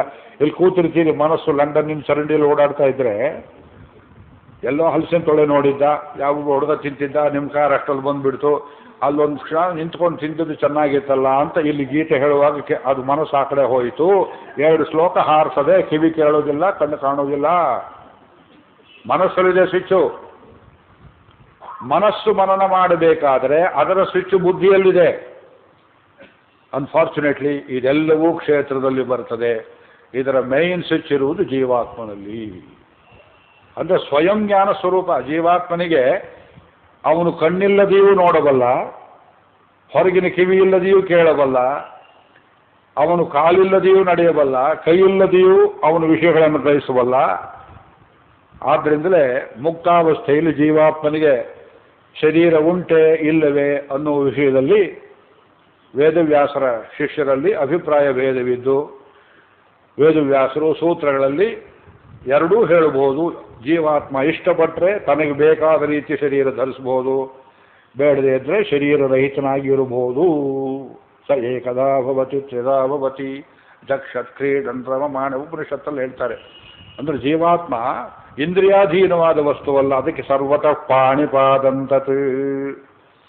ಶರೀರ ಬಿಟ್ಟು ಹೋದ್ರೆ ನಮಗೆ ವೈಕುಂಠ ಲೋಕದಲ್ಲಿ ಅವನಿದ್ದಾನೆ ಅಂತ ಗೊತ್ತಾಗೋದು ಹೇಗೆ ಅಂತ ಕೇಳಬೇಡಿ. ಜೀವಾತ್ಮ ತನಗೆ ತಾನೇ ಕಣ್ಣು, ತನಗೆ ತಾನೇ ಕಿವಿ, ತನಗೆ ತಾನೇ ಎಲ್ಲ, ಸರ್ವಮಾವೃತ್ಯ ತಿಷ್ಠತಿ. ಅದು ಒಂದಂಶ. ಮುಂದಕ್ಕೆ ಹೇಳ್ತಾರೆ ಸರ್ವೇಂದ್ರಿಯ ಗುಣಾಭಾಸಂ ಸರ್ವೇಂದ್ರಿಯ ವಿವರ್ಜಿತಂ. ಮತ್ತೆ ನೋಡಿ ಇಲ್ಲೇ ನಾ ಹೇಳಿದ್ದು ಸರ್ವೇಂದ್ರಿಯ ವಿವರ್ಜಿತಂ. ಆತ್ಮನ ಒಳಗಿಂದ್ರಿಯ ಇಲ್ಲ. ಅಸಕ್ತಂ ಸರ್ವಭೃತ್ತೈವ. ಇದು ಯಾವುದಕ್ಕೂ ಅಂಟಿದ್ದು ಅಲ್ಲ, ಅಂಟದೇ ಇರುವುದೂ ಅಲ್ಲ. ನಿರ್ಗುಣಂ ಗುಣಭೋಕ್ತೃತ. ಪ್ರಕೃತಿಗತವಾದ ಗುಣಗಳು ಇದಕ್ಕಿಲ್ಲ. ಆದರೆ ಶರೀರದಲ್ಲಿರೋದರಿಂದ ಶರೀರದ ಗುಣಗಳನ್ನು ಅನುಭವಿಸುತ್ತೆ. ಅದು ಒಂದೇ ಪನಿಷ್ಮೆಂಟ್. ಇದು ಶರೀರದಲ್ಲಿರೋ ತನಕ ಅದರ ಗುಣಗಳನ್ನು ನೀ ಅನುಭವಿಸು. ಅದರಿಂದ ಬಿಡುಗಡೆಯಾದರೆ ನಿನಗೆ ಅದು ಗೊತ್ತಾಗೋದಿಲ್ಲ. ಇದನ್ನೇ ಶ್ವೇತಾಶ್ವತರದಲ್ಲಿ ಪಶ್ಯತಿ ಅಚಕ್ಷು ಶೃಣೋತ್ಯ ಕರ್ಣ. ಕಿವಿಯಲ್ಲದೀವು ಕೇಳ್ತಾನೆ, ಕಣ್ಣಲ್ಲದೀವು ನೋಡ್ತಾನೆ ಅಂತ ಹೀಗೆಲ್ಲ ವರ್ಣನೆ ಮಾಡಿದ್ದಾರಲ್ಲ. ಇದೇ ಜೀವಾತ್ಮ ತತ್ವ. ಜ್ಯೋತಿಷಾಮಪಿ ತಜ್ಜ್ಯೋತಿ 17ನೇ ಶ್ಲೋಕ. ತಮಸಃ ಪರಮುಚ್ಯತೆ. ಕತ್ತಲೆಗೆ ಮೇಲಿರೋ ತತ್ವ ಇದು. ಆದ್ದರಿಂದ 18ನೇ ಶ್ಲೋಕದಲ್ಲಿ ಅರ್ಜುನ ಇತಿ ಕ್ಷೇತ್ರಂ ತಥಾ ಅಜ್ಞಾನಂ ಜ್ಞೇಯಂಚ ಉಕ್ತಂ ಸಮಾಸತಃ. 3 ತತ್ವ ಹೇಳಿದ್ದೇನಪ್ಪ. ಮದ್ಭಕ್ತಯೇ ತದ್ವಿಜ್ಞಾಯ ಮದ್ಭಾವಾಯ ಉಪಪದ್ಯತೆ. ನನ್ನ ಭಕ್ತರಾದವರು ಕ್ಷೇತ್ರದ ಕೆಲಸ ಏನು, ಆತ್ಮದ ಕೆಲಸ ಏನು, ಆತ್ಮಸ್ವರೂಪ ಏನು, ಅವನಿಗಿರೋ ಜ್ಞಾನದ ಲಕ್ಷಣ ಏನು ತಿಳ್ಕೊಂಡ್ರೆ ನನ್ನ ಹತ್ರ ಬರೋಕೆ ಅನುಕೂಲವಾಗುತ್ತೆ ಅಂತ ಮತ್ತೆ ಹೇಳ್ತಾನೆ. ಈ ವಿಷಯ ಮುಂದೆ ಅವತ್ತೇ ಹೇಳಿಬಿಟ್ಟಿದ್ದೇನೆ. 19, 20ನೇ ಶ್ಲೋಕಗಳಲ್ಲಿ ಜೀವಾತ್ಮ ಪ್ರಕೃತಿಗೆ ಬಂದದ್ದು ಹೇಗೆ, ಇವನು ಸೃಷ್ಟಿಯಾದದ್ದು ಹೇಗೆ ಅಂದರೆ ಹಿಂದಿನ ಜನ್ಮದಲ್ಲಿ ವಾಸನೆಯ ರೂಪದಲ್ಲಿ. ಇದು ಬೇಕು ಬೇಕು ಅಂತ ಕೆಲವು ಆಸೆಗಳು ಇದ್ದ ಪ್ರಯುಕ್ತ ಅಂಥ ಆಸೆಗಳಿಗೆ ಅನುಗುಣವಾದ ಶರೀರವನ್ನು ಕೊಡ್ತಾನೆ. ಪ್ರಕೃತಿಯು ಹಳೆಯದು, ಜೀವಾತ್ಮನು ಹಳೆಯದು. ವಿಕಾರಗಳು ಮಾತ್ರ ಗುಣದಲ್ಲಿ, ಪ್ರಕೃತಿಯಲ್ಲಿ. ಜೀವಾತ್ಮನಿಗಿಲ್ಲ. ಕಾರ್ಯಕಾರಣ ಕರ್ತೃತ್ವೇ ಹೇತು ಪ್ರಕೃತಿ ರುಚ್ಯತೆ. ಕಾರ್ಯಕಾರಣ ಸಂಬಂಧ. ಜೀವಾತ್ಮನಿಗೆ ಕಾರ್ಯಕಾರಣ ಸಂಬಂಧವಿಲ್ಲ. ಜೀವಾತ್ಮ is not a produced entity, it is a readymade entity. ಶರೀರವೆಂಬುದು ಪ್ರೊಡ್ಯೂಸ್, ಕುಂಬಾರ ಮಡಿಕೆ ಮಾಡಿದ ಹಾಗೆ ಚತುರ್ಮುಖ ಬ್ರಹ್ಮ ನಮಗೆ ಎಂಥ ಶರೀರ ಬೇಕು ಕರ್ಮಾನುಗುಣವಾಗಿ ಮಾಡ್ತಾನೆ. ಆದ್ದರಿಂದ ಪುರುಷ ಪ್ರಕೃತಿಸ್ಥೋ ಹಿ ಭುಂಕ್ತೆ ಪ್ರಕೃತಿಜಾನ್ ಗುಣಾನ್. ಈಗ ವಯಸ್ಸಾಯ್ತು, ಇಬ್ಬರು ಹಿಡ್ಕೊಂಡು ಇಳಿಸಬೇಕು, ಅಶಕ್ತಿ ಅಂತೇವೆ. ಅಶಕ್ತಿ ಎಂಬುದು ಆತ್ಮಕ್ಕೋ ಶರೀರಕ್ಕೋ? ಕಣ್ಣು ಮಂದಾಯಿತು ಕಾಣಿಸ್ತಾ ಇಲ್ಲ ಅಂತ ಆತ್ಮಕ್ಕೋ ಶರೀರಕ್ಕೋ? ಅಯ್ಯೋ ತುಂಬ ವಯಸ್ಸಾಯ್ತು ರೀ, ಅನ್ನ ಊಟ ಮಾಡಿದ್ರೆ ಜೀರ್ಣ ಆಗೋದಿಲ್ಲ, ಪಾಪ ಏನು ಬಡಕಲು ಕಡ್ಡಿ ಆದಾಗ ಆಗ್ಬಿಟ್ಟಿದ್ದಾರಲ್ಲ, ಇದು ಆತ್ಮಕ್ಕೋ ಶರೀರಕ್ಕೋ? ಇದೆಲ್ಲ ಶರೀರಕ್ಕೆ. ಈಗೆಲ್ಲ ಚೆನ್ನಾಗೇ ಹೇಳ್ತೀರಿ, ಅನುಭವದಲ್ಲಿ ಬಂದಾಗ ಮಾತ್ರ ನನಗೇ ಅಂತೀವಿ ಅದನ್ನು. ಈ ಶರೀರ it cast it shadow upon the soul, ಅದಾಗ್ತಕ್ಕದ್ದಲ್ಲ. ಆದ್ದರಿಂದ ಈಗ ಹೇಳಿದ್ವಲ್ಲ, ಕೊನೆಯ ಪ್ರಶ್ನೆ, ಈ ಪ್ರಕೃತಿಯನ್ನು ಗೆಲ್ಲುವುದು ಹೇಗೆ ಆಗಿದ್ರೆ ಅಂತ ಕೇಳಿದರೆ, ಭಗವಂತ 14ನೇ ಅಧ್ಯಾಯದಲ್ಲಿ ಇದು ತ್ರಿಗುಣಾತ್ಮಕವಾದದ್ದು, ಇದು ಗೆಲ್ಲುವ ರೀತಿ ಹೇಳ್ತೇನೆ ಅಂತ ಗುಣತ್ರಯವನ್ನು ಹೇಳ್ತಾನೆ. ಒಂದು ಅಧ್ಯಾಯವನ್ನು ಪಾರಾದೆ. ಇದು ತ್ರಿಗುಣ ಬಂಧ. ಈ ಶರೀರದಲ್ಲಿ 3 ಗುಣಗಳಿವೆ. ಇದನ್ನು ಹೇಳಿದ್ದಾನೆ ಭಗವಂತ ಹಿಂದೆ, ಈಗ ವಿವರ ಕೊಡ್ತಾ ಇದ್ದಾನೆ. ಇದರಲ್ಲಿ ತ್ರಿಗುಣ ಬಂಧ ರೀತಿ, ತ್ರಿಗುಣದಿಂದ ಸಮುತ್ಥಾನ ರೀತಿ, ತ್ರಿಗುಣ ವೃದ್ಧಿಯಾಗುವ ರೀತಿ, ಲಯತ್ರಯ, ಕರ್ಮಫಲತ್ರಯ, ಲೋಕಪ್ರಾಪ್ತಿ ರೀತಿ ತ್ರಯ. ಇದೆಲ್ಲ ಮೂರು ಹೇಳ್ತಾರೆ ಭಗವಂತ. ಅದನ್ನು ಸ್ವಲ್ಪ ಓಡಿಸ್ತೇನೆ, ನಿಮಗೆ ಶ್ಲೋಕ ನಂಬರ್ ನೋಡೋದು ಕಷ್ಟ ಆಗ್ಬೋದು. ನಿತ್ಯ ಗೀತಾ ಓದಿ ಅಭ್ಯಾಸಿದ್ದವರಿಗೆ ಪ್ರಾರಂಭದ ಶ್ಲೋಕಗಳ ಮೊದಲನೇ ಶಬ್ದಗಳಂತೆ ಕೊಡ್ತೇನೆ. ಬಂಧನತ್ರಯ. ಈಗ ನಮ್ಮೆಲ್ಲರ ಶರೀರದಲ್ಲಿ ಸತ್ವವು, ರಜಸ್ಸು, ತಮಸ್ಸು ಎಲ್ಲರಿಗೂ ಇರುವಂತೆ ಮಿಶ್ರ ಸ್ವರೂಪವನ್ನು ಭಗವಂತ ಕೊಟ್ಟಿದ್ದಾನೆ. ಭಾರತೀಯ ತತ್ವಶಾಸ್ತ್ರದ ವಿಶೇಷ, ಜೈನರಾಗಲಿ ಬೌದ್ಧರಾಗಲಿ, ಕೊನೆಗೆ ಸೆಕ್ಯುಲರ್ ಸೈನ್ಸ್ ಆಯುರ್ವೇದ ಶಾಸ್ತ್ರವಾಗಲಿ ತಪ್ಪಿಸಿಕೊಂಡು ಹೋಗದೇ ಇರುವಂತೆ ಈ ಶರೀರವನ್ನು ಇದು ತ್ರಿಗುಣದಿಂದ ಆದ ಪದಾರ್ಥ, ತ್ರಿಗುಣ ದ್ರವ್ಯದಿಂದ ಸಂಘಾತದಿಂದ ಆದದ್ದು. ತ್ರಿಗುಣ ದ್ರವ್ಯ ಅಂದ್ರೆ ಏನು? ಅದು ಪ್ರಶ್ನೆ. ತ್ರಿಗುಣ ದ್ರವ್ಯ ಪಶ್ಚಿಮದವರಿಗೆ ವಾಟ್ ಆರ್ ದಿಸ್ ತ್ರಿಗುಣ ಅಂತ ಕೇಳ್ತಾರೆ, ಅವ್ರಿಗೆ ಅರ್ಥ ಆಗೋದಿಲ್ಲ. ಇದು ಸೈಕೋ ಫಿಸಿಕಲ್ ಅನಾಲಿಸಿಸ್ ಒಂದು ದೃಷ್ಟಿಯಲ್ಲಿ. ಮನುಷ್ಯನ ಮನಸ್ಸು, ಮನುಷ್ಯನ ಶರೀರ, ಇದಕ್ಕೆ ಸಂಬಂಧಪಟ್ಟ ಗಂಟಿದೆಯಲ್ಲ ಗೋಜಲು, ಈ ಗೋಜಲನ್ನು ಬಿಡಿಸ್ತಾ ಇದ್ದಾನೆ ಭಗವಂತ. ಎಲ್ಲರಿಗೂ ಗೊತ್ತಿದೆ ಶಬ್ದಗಳು.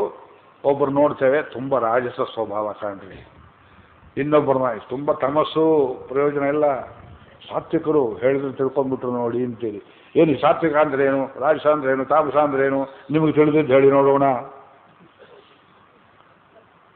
ರಾಜಸ ಅಂದ್ರೆ ಏನು?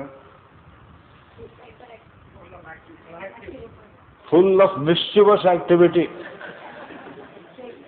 Full of fruitless activity.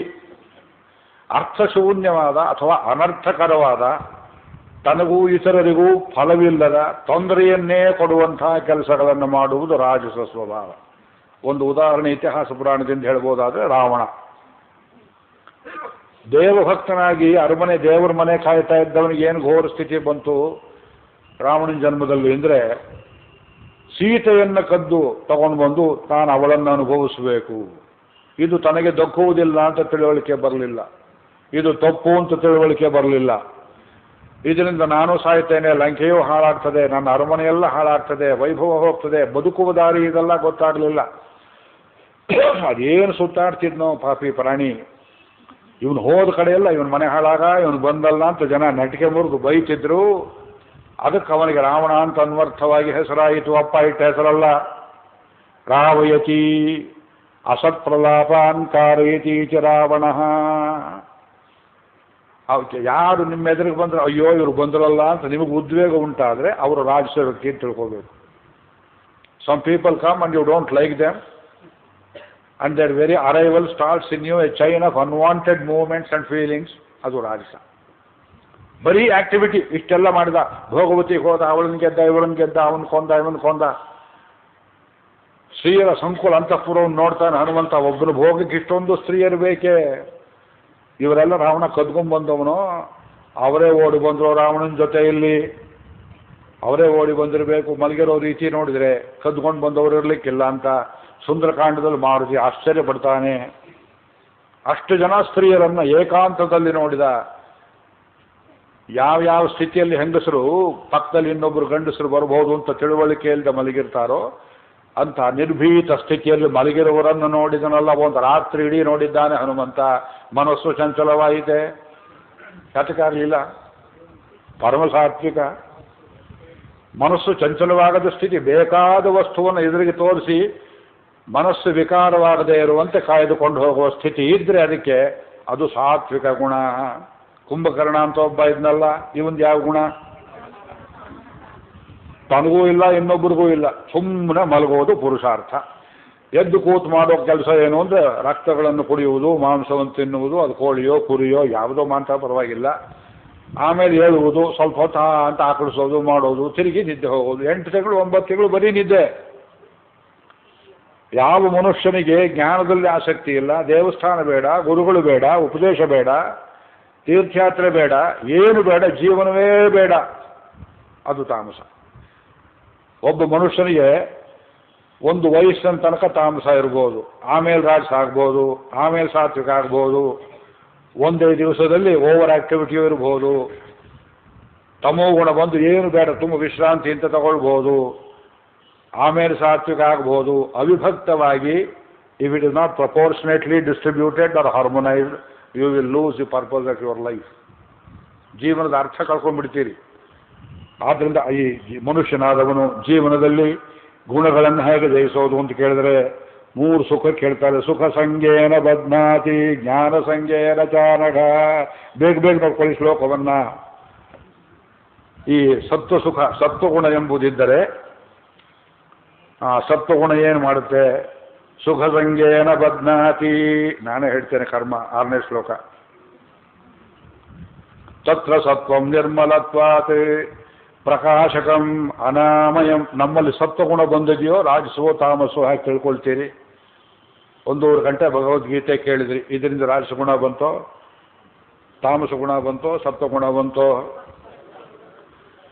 ಪ್ರವಚನ ಇನ್ನೇನು 10 ನಿಮಿಷ ಇದೆ ಮುಗಿಯುವಾಗ ಎಲ್ಲರೂ ತಳ್ಕೊಂಡು ಮೊದಲು ಆಚೆಗೆ ಹೋಗಬೇಕು ಅಂತ ಹೋಗೋ ಬುದ್ಧಿ ಉಂಟಾದರೆ ಅದಕ್ಕೆ ರಾಜಸ ಅಂತ ಹೇಳಬೇಕು.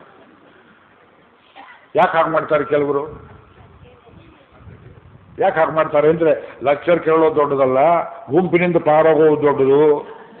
ಸ್ಕೂಟ್ರೆಲ್ಲೋ ಇಟ್ಟಿರ್ತೀವಿ, ಮತ್ತೊಂದೆಲ್ಲೋ ಇರುತ್ತೆ, ನಮ್ಮ ಸೈಕಲ್ ಸಿಕ್ಕುತ್ತೋ, ರಿಕ್ಷಾ ಸಿಕ್ಕುತ್ತೋ, ಎಲ್ಲೋ ಮನೆಗೆ ಹೋಗ್ಬೇಕು, ಅದು ಪುರುಷಾರ್ಥ. ಲೆಕ್ಚರ್ ಕೇಳುವುದಲ್ಲ.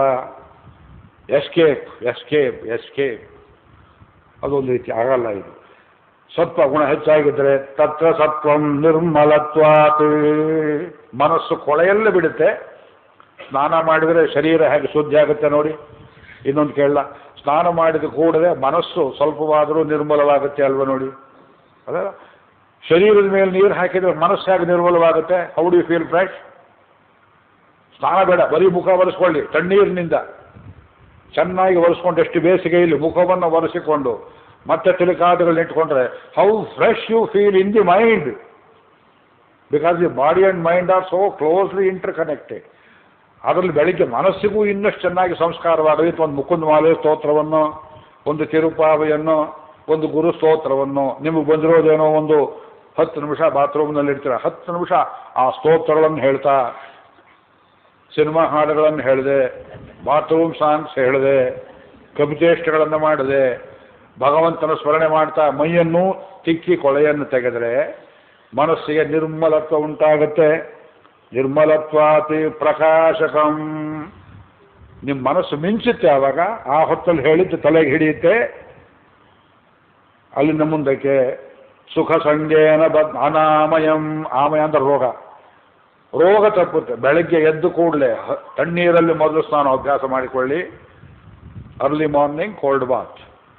ಸಣ್ಣಗೆ ನಿಮ್ಮ TV ಹಾಕಿದ್ರೆ ಒಳ್ಳೆ ಹಾಡಿದ್ರೆ ಹಾಕಿ, ಇಲ್ಲದೆ ಇದ್ರೆ ಈ ಸಂಗೀತ ಕೇಳುವ ಟೇಪು ಡಿಸ್ಕ್ಗಳನ್ನು, ಪ್ರವಚನವನ್ನು, ಒಂದು ಸಂಗೀತವನ್ನು, ಭಗವಂತನ ನಾಮಸ್ಮರಣೆಯನ್ನು ಕೇಳಿದರೆ ಸಾಯಂಕಾಲದ ತನಕ it has the power to keep your mind absolutely refresh. ಮಾಡಿ ನೋಡಿ ಬೇಕಾದ್ರೆ. ಏನು ಕಷ್ಟ ಬಂದರೂ ಎಂಜಿನ್ ಮೊದಲನೇ ಗೇರಲ್ಲಿ ಗಾಡಿ ಹೋದರೆ ಹೇಗೋ ಆ ರೀತಿಯಲ್ಲಿ ಏರಿಸ್ಕೊಂಡು ಹೋಗಿಬಿಡುತ್ತೆ. ಆದ್ದರಿಂದ ಸುಖ ಸಂಗೇನ ಬದ್ನಾತಿ. ಇದು ಒಂದು ಬಂಧನವೇ. ಆದರೆ ಸುಖದಲ್ಲಿ ಕಟ್ಟು ಹಾಕುತ್ತೆ. ಮಧ್ಯಾಹ್ನ ಆಫೀಸಲ್ಲಿ ಕೂತಿದ್ರಿ, ಟೆನ್ಷನ್ ಆಯಿತು, ಬೆಳಿಗ್ಗೆ ಇದ್ದಾಗಿಲ್ವಲ್ಲ, ಅದೇ ಚೆನ್ನಾಗಿತ್ತಲ್ಲ, ನನಗೆ ಯಾತಕ್ಕೆ ಈ ರೀತಿ ಆಯಿತು, ಕಾಂಟ್ರಾಸ್ಟ್ ತೋರಿಸ್ಕೊಡುತ್ತೆ ಮನಸ್ಸು. ಸುಖ ಸಂಗೇನ ಬದ್ನಾತಿ. ಜ್ಞಾನ ಸಂಗೇನ ಚಾನಘ, ಜ್ಞಾನವನ್ನು ಬಯಸುವುದಕ್ಕೆ ಆರಂಭ ಮಾಡುತ್ತೆ. ಎಷ್ಟು ಹೆವಿ ಶೆಡ್ಯೂಲ್ ಇದ್ರು ಇಲ್ಲೆಲ್ಲ ಕೂತಿದ್ದೀರಿ, ಬಹಳ ದೊಡ್ಡ ದೊಡ್ಡ ವ್ಯಕ್ತಿಗಳು, ಉದ್ಯೋಗಪತಿಗಳು. 6 ಗಂಟೆ ಆಯಿತು ಲೆಕ್ಚರ್ ಕೇಳಬೇಕು, ನನಗಿಂತ ಮುಂಚೆ ಬಂದು ಕೂತ್ಕೊಳ್ಳುವ ಪ್ರವೃತ್ತಿ ನಿಮ್ಮಲ್ಲಿದೆ. ಭೇಷ್ ವಹವ ಅಂತ ಹೇಳ್ತೀನಿ. ಯಾತಕ್ಕೆ ಅಂದರೆ ಅದು ಸಾತ್ವಿಕ ಗುಣ. ಸತ್ವೋನ್ಮೇಷ ಕಾಲವಾಯಿತು. ಸುಖ ಸಂಗೇನ ಬದ್ನಾತಿ. ಎರಡನೇದು ರಜೋಗುಣ. ರಜೋ ರಾಗಾತ್ಮಕಂ ವಿದ್ಧಿ. ಮುಂದಿನ ಶ್ಲೋಕ. ಇದು ಬೇಕು ಬೇಕು ಬೇಕು ಅನ್ನುವ ಈ ಬಯಕೆಗಳನ್ನು ಬೆಳೆಸುವ ಗುಣ, ಇದು ರಾಜಸ ಗುಣ. ತೃಷ್ಣಾ ಸಂಗ ಸಮುದ್ಭವಂ ತನ್ನಿಬದ್ನಾತಿ ಕೌಂತೆಯ ಕರ್ಮ ಸಂಗೇನ ದೇಹಿನ. ಅದು ಕರ್ಮಕ್ಕೆ ಗಂಟಾಗುತ್ತೆ ಮನುಷ್ಯನಿಗೆ. ರಿಟೈರ್ ಆಗುತ್ತೆ ಮನುಷ್ಯನಿಗೆ. ರಿಟೈರ್ ಆದಮೇಲೆ ಪೆನ್ಷನ್ನೇ ಒಂದು 20,000 ರೂಪಾಯಿ ಬರುತ್ತೆ. ಒಂದು ಟೀ ಅಂಗಡಿಯಲ್ಲಿ ಹೋಗಿ ನಾನು ಪಾರ್ಟ್ ಟೈಮ್ ಕೆಲಸ ಅಕೌಂಟ್ ಇಟ್ಕೊಡ್ತೀನಿ, ಒಂದು 5,000 ರೂಪಾಯಿ ಕೊಡಿ ಅಂತ ಕೇಳ್ತಾರೆ. ಈ ತಬ್ಲಿ ಬುದ್ಧಿ ಯಾತಕ್ಕೆ ಬರುತ್ತೆ ಮನುಷ್ಯನಿಗೆ ಅಂದರೆ ಇನ್ನೂ ಬೇಕು. ನೀವು ಬರುತ್ತಲ್ಲ 20,000 ರೂಪಾಯಿ ಪೆನ್ಷನ್ ಸುಖ ಬದುಕೋಕ್ಕಾಗೋದು. ಹಾಗಿಲ್ರಿ, ದುಡ್ಡು ನೋಡಿ ಎಷ್ಟಾದರೂ. The fellow loves money more than god. ಹೇಳ್ತಾರೆ. ನಮ್ಮ ಸುತ್ತಮುತ್ತ ಜನ ನೋಡ್ತೇವೆ, ಒಂದು ಕಡೆ ಕೂತ್ಕೊಳ್ಳೋದಿಲ್ಲ. ಅಲ್ಲ, ನಿಮ್ಮನ್ನು ಹೇಳೋದಿರಲಿ, ಅವರೆಷ್ಟು ಕಷ್ಟಪಡ್ತಾರೆ ನೋಡಿ. ನಾನು ಬಹಳ ಕೆಟ್ಟ ಉದಾಹರಣೆಗಳನ್ನು ಕೊಡ್ತೇನೆ. ಯೋಗ ವಾಸಿಷ್ಠ ಅನ್ನೋ ಗ್ರಂಥದಲ್ಲಿ ಇದಕ್ಕೇನು ಹೇಳ್ತಾರೆ, ಪಂಡಿತೈ, ನಾನು ಬೈಬೇಡಿ ಶ್ಲೋಕ ಮೂಲದಲ್ಲಿರೋದು ಹೇಳ್ತೇನೆ. ಪಂಡಿತೈ ಅರ್ಥಕಾರ್ಪಣ್ಯಾತ್. ಪಂಡಿತರಿಗೆ ಬರೋ ರೋಗ ಇದು. ಅರ್ಥಕಾರ್ಪಣ್ಯಾತ್, ದುಡ್ಡು ಬೇಕು ಬೇಕು ಬೇಕು ಅನ್ನೋದಕ್ಕೋಸ್ಕರವಾಗಿ ಏನು ಮಾಡ್ತಾರೆ, ಆತ್ಮ ಸಂಸ್ಕೃತ್ಯ ಆತ್ಮವನ್ನು ಸಂಸ್ಕರಿಸಿ ವೇಶ್ಯಾಸ್ತ್ರೀಯಂತೆ ಪರೋಪಕರಣೀಕೃತ. ಇನ್ನೊಬ್ಬರಿಗೆ ಶರೀರ ಅರ್ಪಿಸಲು ದುಡ್ಡು ಮಾಡಿದ್ಲು. ಇವಳಿಗೆ ರೋಗ ಬಂತು, ಆಸ್ಪತ್ರೆಗೆ ಸೇರಿಸಿದ್ರು, ಗುಣ ಮಾಡೋದಕ್ಕೆ ದುಡ್ಡಿಲ್ಲ, ಯಾರೋ ಕಿತ್ಕೊಂಡು ಹೋದ್ರು. ಇವಳಿಗೆ ನೀ ಸತ್ಯ ಬದುಕಿದ್ಯಾ ಅಂತ ಕೇಳೋರಿಲ್ಲ. ಎಲ್ಲ ಪಂಡಿತರಿಗಿಂತ ರೋಗ ಬರುತ್ತಲ್ಲ. ಯೋಗ ವಾಸಿಷ್ಠದ ಮಾತು. ಇದನ್ನು ವೇದಾಂತೇಶ್ವರ ಉದಾಹರಣೆ ಕೊಡ್ತಾರೆ. ಪಂಡಿತೈ ಅರ್ಥಕಾರ್ಪಣ್ಯಾತ್ ಪಣ್ಯಸ್ತ್ರೀಭಿರಿವ ಸ್ವಯಂ ಆತ್ಮ ಸಂಸ್ಕೃತ್ಯ ಪರೋಪಕರಣೀಕೃತ. ಪಂಡಿತಾಸ್ತು ರಮಂತೇತ್ರ ಮಹಿಷಾ ಇವ. ಭಾಗವತ ಪುರಾಣದ ಮಹಾತ್ಮೆ ಹೇಳುವ ಪದ್ಮಪುರಾಣ ಉತ್ತರಖಂಡದಲ್ಲಿ ಹೇಳ್ತಾರೆ, ಪಂಡಿತಾಸ್ತು ಕಳತ್ರೇಣ ರಮಂತೆ. ಪಂಡಿತರು ವಯಸ್ಸಾದವರು ಹೆಂಡತಿ ಜೊತೆಯಲ್ಲಿ ಭೋಗ ಹಾಕಿಬಿಡ್ತಾರೆ ಅಂದರೆ ಎಮ್ಮೆಗಳು ನೀರಿನಲ್ಲಿ ಬೀಳುವಂತೆ ಉದಾಹರಣೆ ಕೊಟ್ಟಿದ್ದಾರೆ. ಭಕ್ತಿ ಹೇಳ್ತಾಳೆ, ನಾನು ಎಲ್ಲಿ ಜಾಗ ಭೂಮಿಯಲ್ಲಿ ಎಲ್ಲಿ ಉಳಿಲಿ ಮಹಾರಾಯರೇ ನಾರದರೆ. ಪಂಡಿತರಿಗೆ ಈ ಸ್ಥಿತಿ ಆಯಿತು. ಶ್ಲೋಕ ಹೇಳ್ತಾರೆ, ವ್ಯಾಕರಣ ಹೇಳ್ತಾರೆ, ತಕ್ಕ ಗೊತ್ತಿದೆ, ಶಾಸ್ತ್ರ ಗೊತ್ತಿದೆ, ವೈರಾಗ್ಯವಿಲ್ಲ. ನನ್ನ ಮಗ ಮುದುಕಾಗಿದ್ದಾನೆ, ವೈರಾಗ್ಯ. ಇನ್ನೊಬ್ಬ ಜ್ಞಾನ ವೈರಾಗ್ಯವಾಗಿದ್ದಾನೆ. ನಾನು ಮಾತ್ರ ಭಕ್ತಿ, ತಲೆ ಕೂದಲು ಕಪ್ಪಾಗಿದೆ, ಈ ಮಕ್ಕಳಿಲ್ಲದೆ ನಾ ಬದುಕಲಾರೆ ನಾರದರೆ. ನಾನು ಎಲ್ಲಿ ಹೋಗಲಿ, ನನಗೆ ಜಾಗ ತೋರಿಸಿ. ವೃಂದಾವನಕ್ಕೆ ಹೋಗ್ತಾಯಿ, ಕೃಷ್ಣನ ಕ್ಷೇತ್ರ, ಅಲ್ಲಿ ಮಕ್ಕಳು ಚೈತನ್ಯ ಬರುತ್ತೆ, ನಿನಗೂ ಚೈತನ್ಯ ಬರುತ್ತೆ, ಹೋಗು ಅಂತ ಹೇಳ್ತಾರೆ. ಅದರಿಂದ ವೈರಾಗ್ಯ ಅನ್ನೋದು ಬಹಳ ದೊಡ್ಡ ಗುಣ, ಕೆಲವರಿಗೆ ಬರೋದಿಲ್ಲ. ಇದು ರಜೋರಾಗಾತ್ಮಕಂ ವಿದ್ಧಿ. ಕಪಾಳ ಪಡೆದಾಗಿಲ್ವೇ ನೋಡಿ ಶ್ಲೋಕ ಇದು 14ನೇ ಅಧ್ಯಾಯವನ್ನ 1 ತಿಂಗಳು ಹೇಳಿದ್ರೆ ಮನುಷ್ಯನಿಗೆ ಡಿಸಿಪ್ಲಿನ್ ಬರುತ್ತೆ. ನಮ್ಗೆ ವೇಳೆ ಇಲ್ಲ. ತನ್ನಿಬದ್ನಾತಿ ಕೌಂತೆಯ ಕರ್ಮ ಸಂಗೇನ. ಯಾವುದರಿಂದ ಬಿಡಿಸ್ಕೋಬೇಕೋ ಆ ಬಿಡಿಸ್ಕೊಳ್ಳೋದನ್ನೇ, ಬಂಧನವನ್ನೇ ಸುಖಕರ ಅಂತ ತಿಳ್ಕೊಂಡು ಅಲ್ಲಿ ಗಂಟು ಹಾಕಿಬಿಡುತ್ತೆ ಅದು. 3ನೇದು ತಮಸ್ತು ಅಜ್ಞಾನಜಂ ವಿದ್ಧಿ ಮೋಹನಂ ಸರ್ವದೇಹಿನಾಂ. ಮೋಹನ ಅಂದರೆ ಒಳ್ಳೆಯದು ಕೆಟ್ಟದ್ದು, ಸುಖ ದುಃಖ ಅನುಭೂತಿಯ ವ್ಯತ್ಯಾಸ ತಿಳಿಯದಂತೆ ಮಾಡಿಬಿಡುವುದು. ಒಬ್ಬ ಕುಡಿದಿದ್ದಾನೆ, ಕೆಳಗೆ ಬೀಳ್ತಾ ಇದ್ದಾನೆ, ಸಾಯ್ತಾ ಇದ್ದಾನೆ. ಅವನು ತಾನು ಸಾಯ್ತಾ ಇರೋದು ಗೊತ್ತಿಲ್ಲ, ಬದುಕಿರೋದು ಗೊತ್ತಿಲ್ಲ. ಇದನ್ನೆಲ್ಲ ಪಶ್ಚಿಮದ ಕವಿಗಳು ವಿಡಂಬನೆ ಮಾಡಿದ್ದಾರೆ. ಅದು ಹೇಳ್ತಾ ಕೂತ್ರೆ T.S. ಎಲಿಯಟ್ನ ವೇಸ್ಟ್ಲ್ಯಾಂಡ್ ಕವನ, 4 ಕ್ವಾಲಿಟೀಸ್ ಎಲ್ಲ ಹೇಳಬೇಕು ನಾನು. ಅಷ್ಟು ಅದ್ಭುತ ಕವನಗಳು. ಮರ್ಡರ್ ಇನ್ ದಿ ಕೆಥೀಡ್ರಲ್ ಅಂತ ಒಂದು ನಾಟಕ, ಭಗವದ್ಗೀತೆ ತತ್ವದ ಮೇಲೆ ಬರೆದಿದ್ದಾನೆ ಒಬ್ಬ ಕ್ರಿಶ್ಚಿಯನ್ ಕವಿ. ಏನು ಹೆಸರು, ನಾಟಕದ ಹೆಸರು ಗುರ್ತು ಹಾಕ್ಕೊಳ್ಳಿ, ಹೆಚ್ಚು ಹೇಳೋಕೆ ವೇಳೆ ಇಲ್ಲ ನನಗೆ, ನಾನೇನು ಮಾಡಲಿ ಹೇಳಿ. ತಮಸ್ತು ಅಜ್ಞಾನಜಂ ವಿದ್ಧಿ ಮೋಹನಂ ಸರ್ವದೇಹಿನಾಂ. ಇದೇನು ಮಾಡುತ್ತೆ, ಪ್ರಮಾದ ಆಲಸ್ಯ ನಿದ್ರಾಭಿ ತನ್ನಿಬದ್ನಾತಿ ಭಾರತ. ಪ್ರಮಾದ ಅಂದರೆ ಏನೋ ಮಾಡುವುದರ ಬದಲು ಇನ್ನೇನನ್ನೋ ಮಾಡುವುದು. ಬೆಳಗ್ಗೆ ಸ್ವಲ್ಪ ಇದ್ಯದಲ್ಲಿ ಸತ್ವಗುಣ ಇತ್ತು, ಸಾಯಂಕಾಲ ಪ್ರವಚನಕ್ಕೆ ಹೋಗಬೇಕು ಅಂತ ಅನ್ನಿಸ್ತು. ಯಾರ ಮನೆಯಲ್ಲೋ ಹಾಕಿದ್ರು ಒಂದು ಸಿಡಿ, ಯಾರ್ದಿದು ಧ್ವನಿ ಕೇಳಿದಾಗಿದೆಯಲ್ಲ ಆಚಾರ್ಯರದು, ಓಹೋ ಇಷ್ಟು ಚೆನ್ನಾಗಿದೆಯಾ, ನಾವು ಹೋಗೋಣ, ಆಯ್ತು ಸಾಯಂಕಾಲ ನೀವು ಒಂದ್ಸಲ ಜ್ಞಾಪಕ ಮಾಡಿಬಿಡಿ, ನಾ ಬಂದುಬಿಡ್ತೇನೆ. ಸಾಯಂಕಾಲವಾಯಿತು, ಅವ್ರು ಬಂದರೆ ನೀವು ಇವತ್ತೇ ಬಂದ್ರಾ, ನಾನು ನಾಳೆ ಅಂತ ಹೇಳಿದ್ನಲ್ಲ. ಮನೇಲಿ ಹೆಂಡತಿ ಕಿವಿ ಅಲ್ಲದೆ ಉಪನ್ಯಾಸಕ್ಕಂತೂ ಹೋಗಲಿಲ್ಲ, ದೇವಸ್ಥಾನಕ್ಕಾರು ಕರ್ಕೊಂಡು ಹೋಗ್ರಿ, ಅರ್ಧ ದಾರಿ ತನಕ ಹೋದ, ಸ್ವಲ್ಪ ತಾಳು ಕಾಮತ್ ಹೋಟ್ಲಿದೆ ಅಲ್ಲಿ ನುಗ್ಗಿದ ಅವನು. ಇದು ನಾಟ್ ಎಕ್ಸಾಗ್ರೇಟಿಂಗ್, ಇದು ಬುದ್ಧಿ ಚಂಚಲ. ಅವನಿಗೆ ಉಪನ್ಯಾಸ ಕೇಳುವ ಸುಖಕ್ಕೂ, ದೇವಸ್ಥಾನದಲ್ಲಿ ನಿಂತುಕೊಳ್ಳುವ ಸುಖಕ್ಕೂ, ಹೋಟ್ಲಲ್ಲಿ ನಿಲ್ಲುವ ಸುಖಕ್ಕೂ, ಕೊನೆಗೆ ಎಲ್ಲಿ ಪಡಕಾನೆಯಲ್ಲಿ ಹೋಗಿ ಅಲ್ಲೆಲ್ಲೋ ಬಿದ್ದು ಸಾಯ್ತಾನೆ ಕುಡಿದು. ಪ್ರಮಾದ, ಆಲಸ್ಯ, ಸೋಮಾರಿತನ, ನಿದ್ರಾಭಿ. ನಿದ್ರೆ ಎಷ್ಟು ಪರಮಸುಖವಿಲ್ಲ, ಇದೇ ಪರಮಸುಖ ಅನ್ನುವಂಥ ಸ್ಥಿತಿ. ಇದು ಒಂದು ರೀತಿಯ ದಿವಜ್ಞಾತಿ, 3 ರೀತಿಯಲ್ಲಿ ಗಂಟಾಕತ್ತೆ. ಅಲ್ಲಿಂದ ಮುಂದಕ್ಕೆ ಇಲ್ಲಿ ಸಂಜಯತಿ ಅಂತ ಹೇಳ್ತಾರೆ ನೋಡಿ, ಸತ್ವಂ ಸುಖೇ ಸಂಜಯತಿ. ಸಂಜಯತಿ ಅಂದರೆ ಸಮುತ್ಥಾನ ಪ್ರಕಾರ. ನಮ್ಮಲ್ಲಿ ಯಾವ ಗುಣ ಮೇಲೆ ಕೆದ್ದಿದೆ ಹಾಗೆ ಗೊತ್ತಾಗೋದು? ಹೌಡಿಯೂನೋ ಪ್ರಾಕ್ಟಿಕಲ್ ಇದು. ಈಗ ನನ್ನಲ್ಲಿ ಸತ್ವಗುಣ ಇದೆಯೇ, ರಾಜಸವಿದೆಯೇ, ತಾಮಸವಿದೆಯೇ, ನಿಮಗೆ ನೀವೇ ಪತ್ತೆ ಮಾಡಿಕೊಳ್ಳುವುದು ಹೇಗೆ? ಸತ್ವಂ ಸುಖೇ ಸಂಜಯತಿ. ನಿಜವಾದ ವೇದಾಂತೋಕ್ತವಾದ ಪಾರಮಾರ್ಥಿಕವಾದ ಆತ್ಮ ಸಂಬಂಧವಾದ ಸುಖವನ್ನು ಮನಸ್ಸು ಬಯಸುವ ಸ್ಥಿತಿಯಲ್ಲಿದ್ದರೆ ಖಂಡಿತವಾಗಿ ನೀವು ಸಾತ್ವಿಕರಾಗಿದ್ದೀರಿ. ಅಂದರೆ ನಾ ಹೇಳೋ ಮಾತು ನಿಮಗೆ ಅರ್ಥವಾಗ್ತಾ ಇದ್ದರೆ, ಅರ್ಥವಾದದ್ರಿಂದ ನಾಳೆ ಬರಬಾರದು ಅಂತ ಅನ್ನಿಸದೇ ಇದ್ದರೆ, ಅಷ್ಟೇ ಅಲ್ಲ ಉಪನ್ಯಾಸ ನಿಂತ ಮೇಲೆ ಇದನ್ನು ಮತ್ತೆ ನಾವು ಅನುಸಂಧಾನ ಮಾಡಬೇಕು ಅನ್ನೋ ಆಶೆ ತನಕ, if that quality rises in you, ಸತ್ವಂ ಸುಖೇ ಸಂಜಯತಿ. ರಜಃ ಕರ್ಮಣಿ ಭಾರತ, ಅದಾಗಲೇ ಹೇಳಿದ್ದೇವೆ. ರಜಸ್ಸು it initiates you more and more into unwanted troublesome activities prohibiting you from knowledge. ಜ್ಞಾನಮಾವೃತ್ಯತು ತಮಃ ಪ್ರಮಾದೇ ಸಂಜಯತ್ಯುತ. ಜ್ಞಾನವನ್ನು ಆವರಿಸಿ ಕುಂಭಕರ್ಣನ ಹಾಗೆ ತಮಸ್ಸಲ್ಲಿ ಹಾಕಿಬಿಡುತ್ತೆ. ಇದು 3ನೇ ಗುಣ. ಹಾಗೆ ವೃದ್ಧಿತ್ರಯ, ಎಲ್ಲ ಶ್ಲೋಕ ಓದೋಕ್ಕೆ ವೇಳೆ ಇಲ್ಲ. ಪ್ರಕಾಶ ವೃದ್ಧಿ ಆದರೆ, ಜ್ಞಾನ ವೃದ್ಧಿ ಆದರೆ ಸತ್ವಗುಣ ಹೆಚ್ಚಾಗಿದೆ ಅಂತ ತಿಳ್ಕೊಳ್ಳಿ. ಮುಂದಿನ ಶ್ಲೋಕದಲ್ಲಿದೆ. ಲೋಭವು ಪ್ರವೃತ್ತಿಯು ಅಶಾಂತಿಯೂ ಉಂಟಾದರೆ, ಲೋಭ ಪ್ರವೃತ್ತಿರಾರಂಭ ಕರ್ಮಣಾಂ ಅಶಮಃ ಸ್ಪೃಹ ಹೇಳ್ತಾರಲ್ಲ, ಅದು ರಾಜಸ ಗುಣ. ಅಪ್ರಕಾಶೋ ಅಪ್ರವೃತ್ತಿಶ್ಚ ಪ್ರಮಾದೋ ಹೇಳ್ತಾರೆ, ಅದು ತಾಮಸ ಗುಣ. ಇದು ವೃದ್ಧಿಯಾಗುತ್ತೆ ನಮ್ಮಲ್ಲಿ. ಈ ಗುಣಗಳು ವೃದ್ಧಿಯಾಗುವುದು ಕಡಿಮೆ ಆಗೋದು ಹೇಗೆ ಅಂದರೆ, ದಯವಿಟ್ಟು ಮತ್ತೆ ಗಮನವಾಗಿ ಕೇಳಿ, ಇದು ನಿಮ್ಮ ಆಹಾರದ ಮೇಲೆ ಡಿಪೆಂಡ್ ಆಗ್ತದೆ. ಆಹಾರದ ಕ್ವಾಲಿಟಿ ಮತ್ತು ಆಹಾರದ ಕ್ವಾಂಟಿಟಿ ಎರಡೂ. ಹಿಂಸೆಯಿಂದ ಬಂದ ಮಾಂಸಾಹಾರವನ್ನು ಮಾಡ್ತಾ ಇದ್ದರೆ ಅವನಿಗೆ, ಮನುಷ್ಯನಿಗೆ ಸಾತ್ವಗುಣ ಖಂಡಿತವಾಗಿ ಬರೋದಿಲ್ಲ. ಕದ್ದು ತಂದ ಪದಾರ್ಥವನ್ನು ತಿಂದರೆ ಖಂಡಿತವಾಗಿ ಮನಸ್ಸು ಸತ್ವಗುಣವನ್ನು ಹೊಂದುವುದಿಲ್ಲ. ಯಾವುದನ್ನು ಜೀರ್ಣಶಕ್ತಿಗೆ ಮಿತಿ ಮೀರಿ ತಿಂದರೆ, ಅಕಾಲದಲ್ಲಿ ತಿಂದರೆ, ಚಪಲಕ್ಕೋಸ್ಕರ ತಿಂದರೆ ಅದು ರಜಸ್ಸು ತಮಸ್ಸನ್ನು ವೃದ್ಧಿ ಮಾಡುತ್ತೆ. ಹಾಗೆಯೇ ಸತ್ಸಂಗವೆಂಬುದು ಉಂಟು. ಸತ್ಸಂಗದಿಂದ ಸಾತ್ವಿಕ ಗುಣ, ದುಸ್ಸಂಗದಿಂದ ದುರ್ಗುಣಗಳು ಏರ್ಪಡುತ್ತೆ. ಹಾಗೆಯೇ ಲಯತ್ರಯ. ಸತ್ವವು ವೃದ್ಧಿಯಾಗಿದ್ದಾಗ ಒಬ್ಬ ಪ್ರಾಣ ಬಿಟ್ಟ. ಭಗವದ್ಗೀತೆ ಕೇಳ್ತಾ ಇದ್ದ, ಸಂತೋಷವಾಯಿತು, ಪ್ರವಚನ ನಿಂತು ಹೋಯಿತು, ಮನೇಲಿ ಸಿಡಿ ಹಾಕೊಂಡು ಕೇಳ್ತಾ ಇದ್ದಾನೆ. ಶರೀರದ ಮೇಲೆ ಜಯ ಇದೆ ಅವನಿಗೆ. ಅದನ್ನು ಕೇಳ್ತಾ ಕೇಳ್ತಾ ಅಕಸ್ಮಾತ್ ಪ್ರಾಣ ಹೋಯಿತು.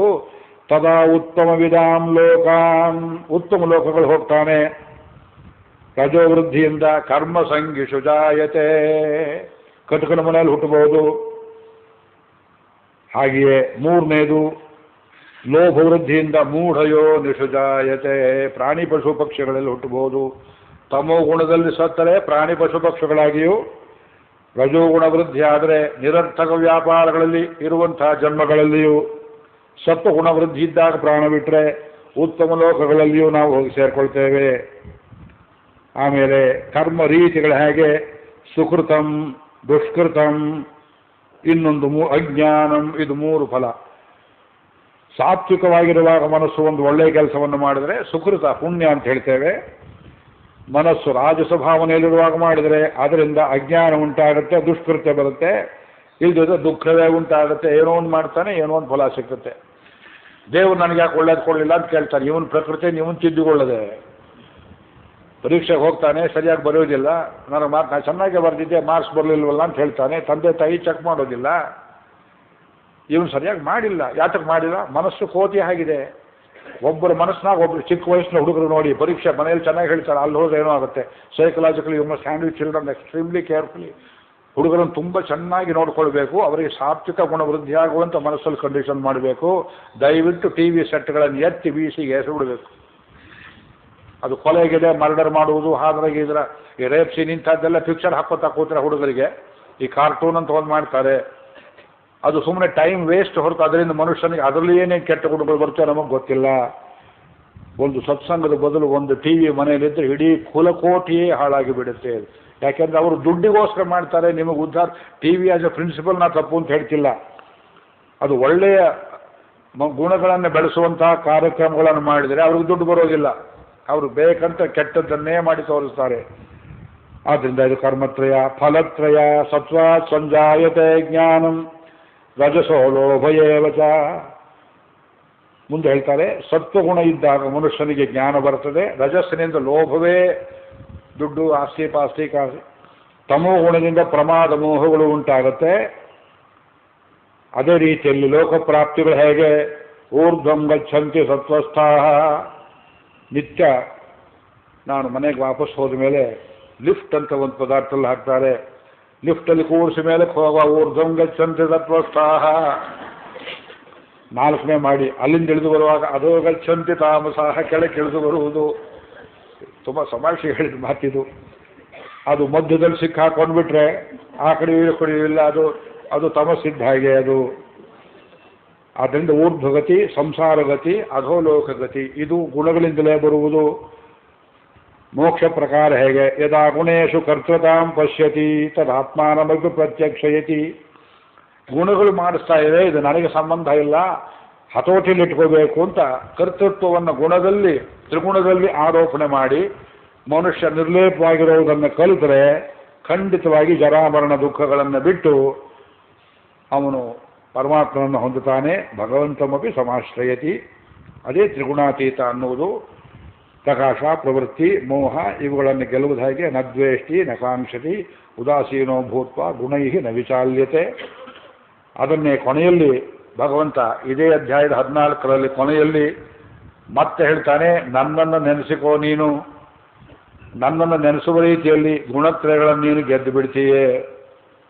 ಎಲ್ಲಿ ಹೇಳ್ತಾನೆ ನೋಡಿ, ದಯವಿಟ್ಟು ಶ್ಲೋಕ ನಂಬರ್ ಹೇಳ್ತೀರಾ?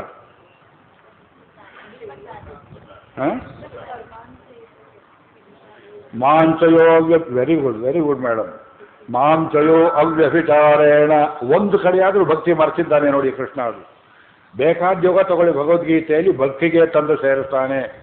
ಮಾಂಚಯೋ ಅವ್ಯಭಿಚಾರೇಣ ಭಕ್ತಿ ಯೋಗೇನ ಸೇವತೆ ಸಗುಣಾನ್ ಸಮತೀತ್ಯೈತಾನ್ ಬ್ರಹ್ಮಭೂಯಾಯ ಕಲ್ಪತೆ. He becomes godly, almost like god.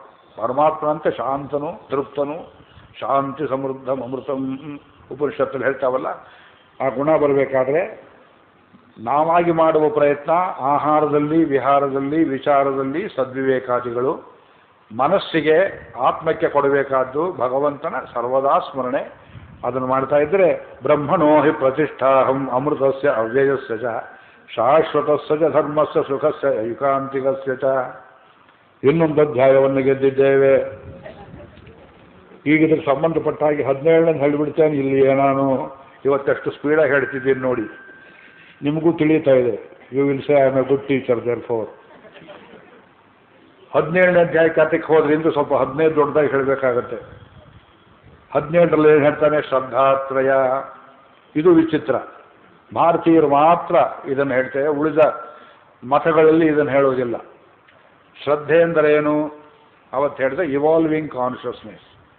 ಮನುಷ್ಯನ ಮನಸ್ಸು ಯಾವುದರಲ್ಲಿ ನೆಟ್ಟಿರ್ತದೆಯೋ, ಅಥವಾ ಮನುಷ್ಯನ ಮನಸ್ಸಿಗೆ ಒಂದು ಸುಳಿ ಅನ್ನುವುದಿರಬಹುದಾದರೆ, ಆ ಯಾವ ಸುಳಿಯಲ್ಲಿ ಮನಸ್ಸು ಬೆಳೀತಾ ಇದೆಯೋ ಅದಕ್ಕೆ ನಾವು ಶ್ರದ್ಧೆ ಅಂತ ಹೇಳ್ತೇವೆ.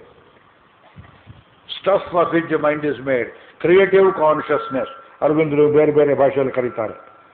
ಈಗ ನಮಗೆಲ್ಲರಿಗೂ ಶ್ರದ್ಧೆ ಅನ್ನೋ ಶಬ್ದ ಅಪರಿಚಿತ ಏನಲ್ಲ, ಎಲ್ಲರಿಗೂ ಗೊತ್ತೇ ಇದೆ. ಶ್ರದ್ಧಾವಾನ್ ಲಭತೆ ಜ್ಞಾನಂ ತತ್ಪರಃ ಸಂಯತೇಂದ್ರಿಯ. ಹಾಗಿದ್ರೆ ಒಬ್ಬನಿಗೆ ಯಾವುದ್ರಲ್ಲಿ ಶ್ರದ್ಧೆ ಇದೆ ಅಂತ ಗೊತ್ತಾಗುತ್ತೆ. ನಿಮಗೆಲ್ಲರಿಗೂ ಗೀತೆಯಲ್ಲಿ ಶ್ರದ್ಧೆ ಇದೆ.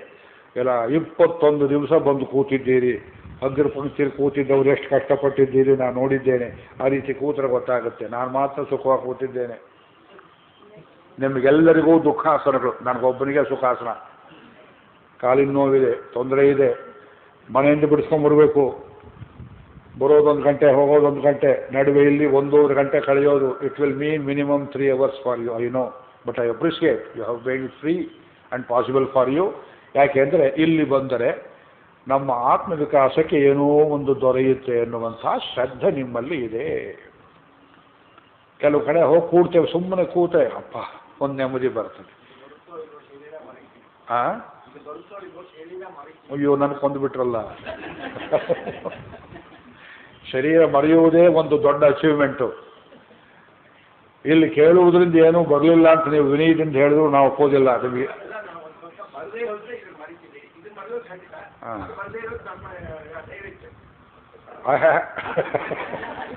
ಗೋಚರ ಮಾಡಿಬಿಟ್ರಿ. ಎಷ್ಟೊಂದು ವೇದಾಂತದ ಪ್ರಶ್ನೆಗಳು ಒಟ್ಟಿಗೆ ಅಡಗಿಸ್ಬಿಟ್ರಿ.